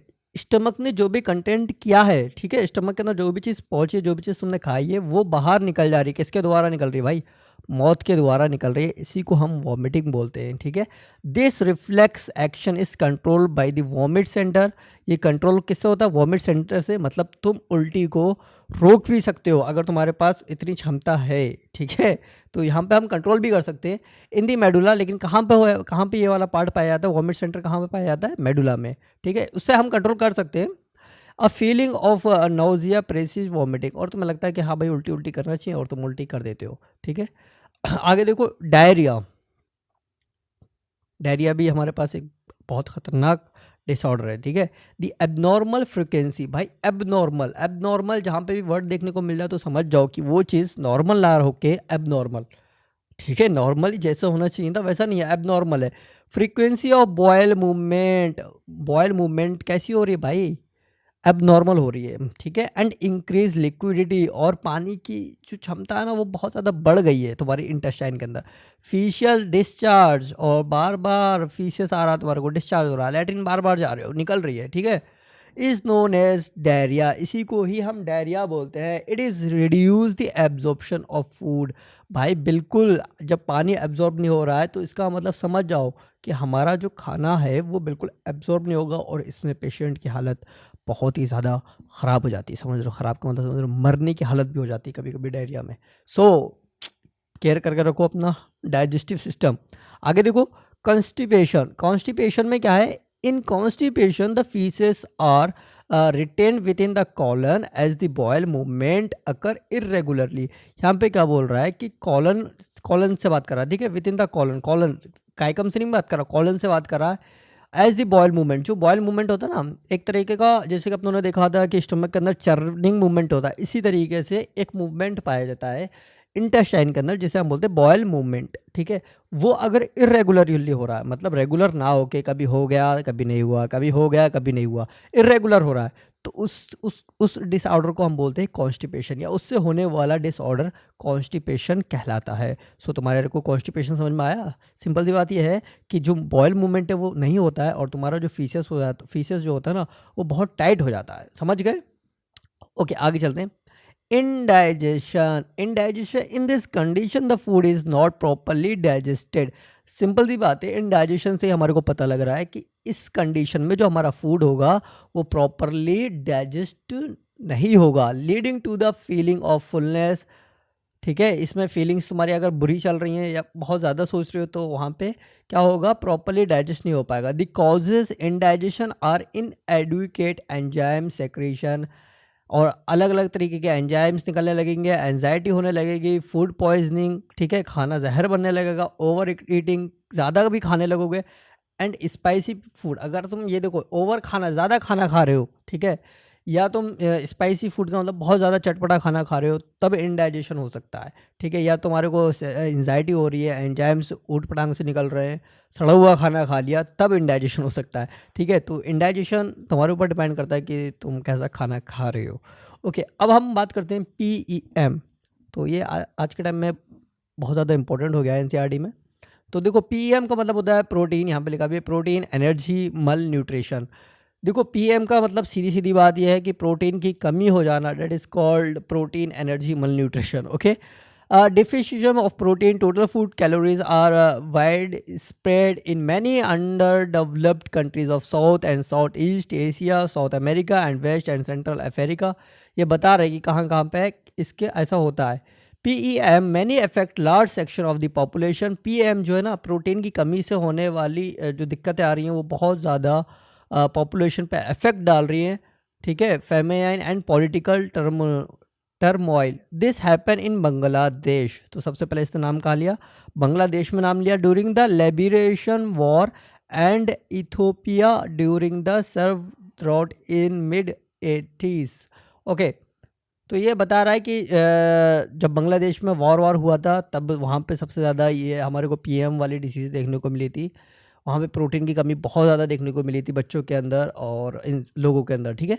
PEM affect infant and children, तो यहाँ पे क्या बोल रहा है, जो प्रोटीन की कमी है वो सबसे ज़्यादा किस में देखने को मिल रही है, इन्फेंट मतलब जो बच्चे पैदा हो रहे हैं उनके अंदर प्रोटीन की बहुत ज़्यादा कमी देखने को मिल रही है, एंड चिल्ड्रन और बच्चों के अंदर भी हमारे को देखने को मिल रही है कि प्रोटीन की कमी है। दे प्रोड्यूस मरासमस एंड ख्वास्कर, तो यहाँ पे दो नाम लिख दिए उन्होंने कि मरासमस हो सकता है या ख्वास्कर। तो यहाँ पे देख लो कि प्रोटीन की कमी से दो तरीके की बीमारियाँ बन सकती हैं, दो तरीके की डिसीज़ हो जाती है जिसका नाम होता है मरासमस या हम बोल सकते हैं ख्वास्कर। तो मरासमस जो डिसीज़ है मैं तुम्हारे को एक्सप्लेन करके बता दे रहा हूँ। तो मरासमस जो डिसीज़ है वो 1 साल से छोटे वाले बच्चों को होंगी और इसमें भी प्रोटीन की कमी हो जाएगी, कार्बोहाइड्रेट सबकी कमी इसमें हो जाएगी मरासमस में। और इसमें जो बच्चा होगा, जो इन्फेंट होगा, वो इतना कमज़ोर हो जाएगा कि कुछ टाइम बाद वो मर भी सकता है। सो मरासमस में सिंपल सी बात यह है कि मरने वाली हालत आ जाती है बच्चों के अंदर, इन्फेंट के अंदर, लेकिन ख्वाहिशकर के अंदर मरने वाली हालत नहीं आती है। और इसमें जो बच्चे पाए जाएंगे, मतलब जिनके अंदर ये डिसीज़ देखने को मिल रही है ज़्यादातर, वो 1 साल से बड़े हैं, ठीक है, और उनका पेट ज़्यादा बड़ा हो जाएगा जिसकी वजह से हम बोलते हैं कि उनको ओडेमा है, ठीक है। तो वो 1 साल से बड़े बच्चों को होगा ख्वाहिशकर, उसमें प्रोटीन की कमी हो जाती है, जो कि अगर तुम उनको अच्छा खाना दे रहे हो, गोश्त दे रहे हो या मीट दे रहे हो बहुत ज़्यादा, तो वो सही हो जाएंगे बच्चे। लेकिन मरासमस में बच्चा ठीक नहीं हो पाता और ज़्यादा चांसेस होते हैं कि वहाँ पे बच्चा मर सकता है। सो ये दो थी, और यहाँ पे अगर तुम पूरा पढ़ना चाहो तो ये पढ़ सकते हो कि लिम्ब जो है ना वो बड़े हो जाते हैं, जैसे कि लाइक मरासमस की अगर हम बात करें, ठीक है। अब यहाँ पे देख लो, अगर मैं समझाऊँ तो marasmus is produced by a simultaneous deficiency of protein, ठीक है। किसके द्वारा हो रही है, प्रोटीन के द्वारा हो रही है, एंड कैलोरीज, उसके अंदर कैलोरीज ही नहीं है भाई, एनर्जी ही नहीं होगी ना, तो क्या करेगा। It is found in infant, किसके अंदर देखने को मिलेगी, इन्फेंट्स, बच्चों के अंदर देखने को मिलेगी, less than 1 year in range. मैंने बोला था ना कि 1 साल से छोटे वाले बच्चों के अंदर ये चीज़ देखने को मिलेगी। If mother's milk is replace too early, अगर माँ का दूध हम नहीं पिला रहे, जल्दी हमने रोक दिया, ईयरली बाय अदर फूड्स, और दूसरा खाना देने लगे, विच आर पूर in both protein and caloric value, मतलब हम अब उसको खाना जो दे रहे हैं उसके अंदर प्रोटीन की कमी है, कैलोरी की कमी है, तो वो भाई बच्चे जो है ना वो बेकार है, ठीक है, उसके अंदर पूर्ति नहीं हो पाएगी। This often happens if the mother has second pregnancy और child birth when the older infant is still too young, और जैसे कि मान लो जो ओल्डर वाला है वो अभी छोटा ही है, ठीक है, और सेकेंड प्रेगनेंसी हो रही है मदर को, तो भाई तब दिक्कत आ सकती है, ठीक है। इन मरासमस प्रोटीन डिफिशियंसी, मरासमस के अंदर प्रोटीन की कमी हो जाएगी, इम्पेयर्स ग्रोथ नहीं हो पाएगी, and replacement of tissue protein, और भाई साहब रिप्लेसमेंट नहीं हो पाएगा टिश्यूज़ का प्रोटीन के साथ। Extreme emaciation of the body and thinning of limbs result, यहाँ पे हमारे को रिजल्ट क्या देखने को मिलता है कि उसकी बॉडी थोड़ी बड़ी सी दिखेगी, ठीक है, और लिम्स जो है ना, इसमें जो क्या होता है, इसमें लिम्स जो हमारे को थिन दिखते हैं, ठीक है, लिम्स हमारे को थिन दिखते हैं, और जो बॉडी होगी वो बहुत ज़्यादा कमज़ोर होगी, बहुत ज़्यादा कमज़ोर होगी, ये समझ लो, एक एक पसलियाँ दिखती होंगी, उसके रिप्स दिखाई देते होंगे। सो मरासमस की ये कंडीशंस होती है कि अगर बच्चा 1 साल से छोटा है और उसकी पसलियाँ दिख रही हैं, बहुत ज़्यादा कमज़ोर होता जा रहा है, तो इसका मतलब उसको कौन सी डिसीज़ है, मरासमस है, ठीक है। द स्किन बिकम ड्राई, और उसकी स्किन कैसी हो जाएगी, ड्राई हो जाएगी, थिन एंड रिंकल्ड, ठीक है, और थिन पतली हो जाएगी और झुर्रियादार भी होगी। Growth rate and body weight decline, क्या होगी भाई, ग्रोथ उसकी जो रेट है ना, बढ़ने की जो क्षमता है वो, और बॉडी वेट सब कुछ कम होने लगेगा। Even growth and development of brain, और साथ ही साथ भाई वो तो हो रहा ही कम, लेकिन ग्रोथ डेवलपमेंट ऑफ ब्रेन का भी डेवलपमेंट नहीं हो पाएगा। मेंटल फैकल्टीज आर इम्पेयर्ड, समझ रहे हो, तो ये सारी चीज़ें उस बच्चे के अंदर हमारे को देखने को मिलेंगी। अगर हम बात करें ख्वाहिशकर की, इस प्रोड्यूस बाई प्रोटीन डिफिशियंसी, इसमें भी प्रोटीन की कमी होती है, अनअकम्पेनिड बाय कैलोरिक डिफिशियंसी, लेकिन कैलोरी की कोई इतनी ज़रूरत नहीं होती है। It result from the replacement of mother milk by high caloric low protein diet. देखो हाई कैलोरिक है लेकिन प्रोटीन बिल्कुल भी नहीं है डाइट के अंदर। इन अ चाइल्ड, बच्चे में मोर देन 1 ईयर, 1 साल से बड़ा होगा, ठीक है, इसमें 1 साल से जो बच्चा होगा वो बड़ा होगा, और मरासमस में 1 साल से बच्चा जो होगा वो छोटा होगा। Like marasmus kwashiorkor show wasting of muscles, ठीक है, क्या हो जाएगा, मसल्स कम होने लगेगी, थिनिंग ऑफ लिम्स भी कम होंगे, failure of growth and brain development, ये सब किस में हो रहा था, मरासमस में हो रहा था। But unlike marasmus some fat is still left under the skin, moreover extensive oedema and swelling of body. Oedema और स्वेलिंग ऑफ बॉडी जो है ना वो ख्वाहिशकर में हमें को देखने को मिलेगी। Part are seen in body, ठीक है। तो ये बात समझ लो तुम, ये इंपॉर्टेंट है, पढ़ लेना, ठीक है। मरासमस में जो बच्चा होगा वो 1 साल से छोटा होगा, उसकी मरने जैसी हालत हो जाएगी। और ख्वाहिशकर में जो बच्चा होगा वो 1 साल से बड़ा होगा, उसमें मरने जैसी हालत बिल्कुल भी नहीं होगी। बस कैलोरी की ज़्यादती होगी और प्रोटीन की बहुत ज़्यादा कमी होगी। प्रोटीन की कमी की वजह से उसको ओडेमा हो जाता है और स्वेलिंग, उसकी बॉडी जो है ना वो सूजने लगती है, ठीक है। तो हमारा डाइट सिस्टम कंप्लीट हो चुका है। अब तुम्हारा होमवर्क क्या है? तुम्हारा होमवर्क है कि ये तुम समरी पढ़ो, ठीक है, ये समरी पढ़ो और इसको मीनिंग निकाल के देखो, शायद तुम निकाल पाओ।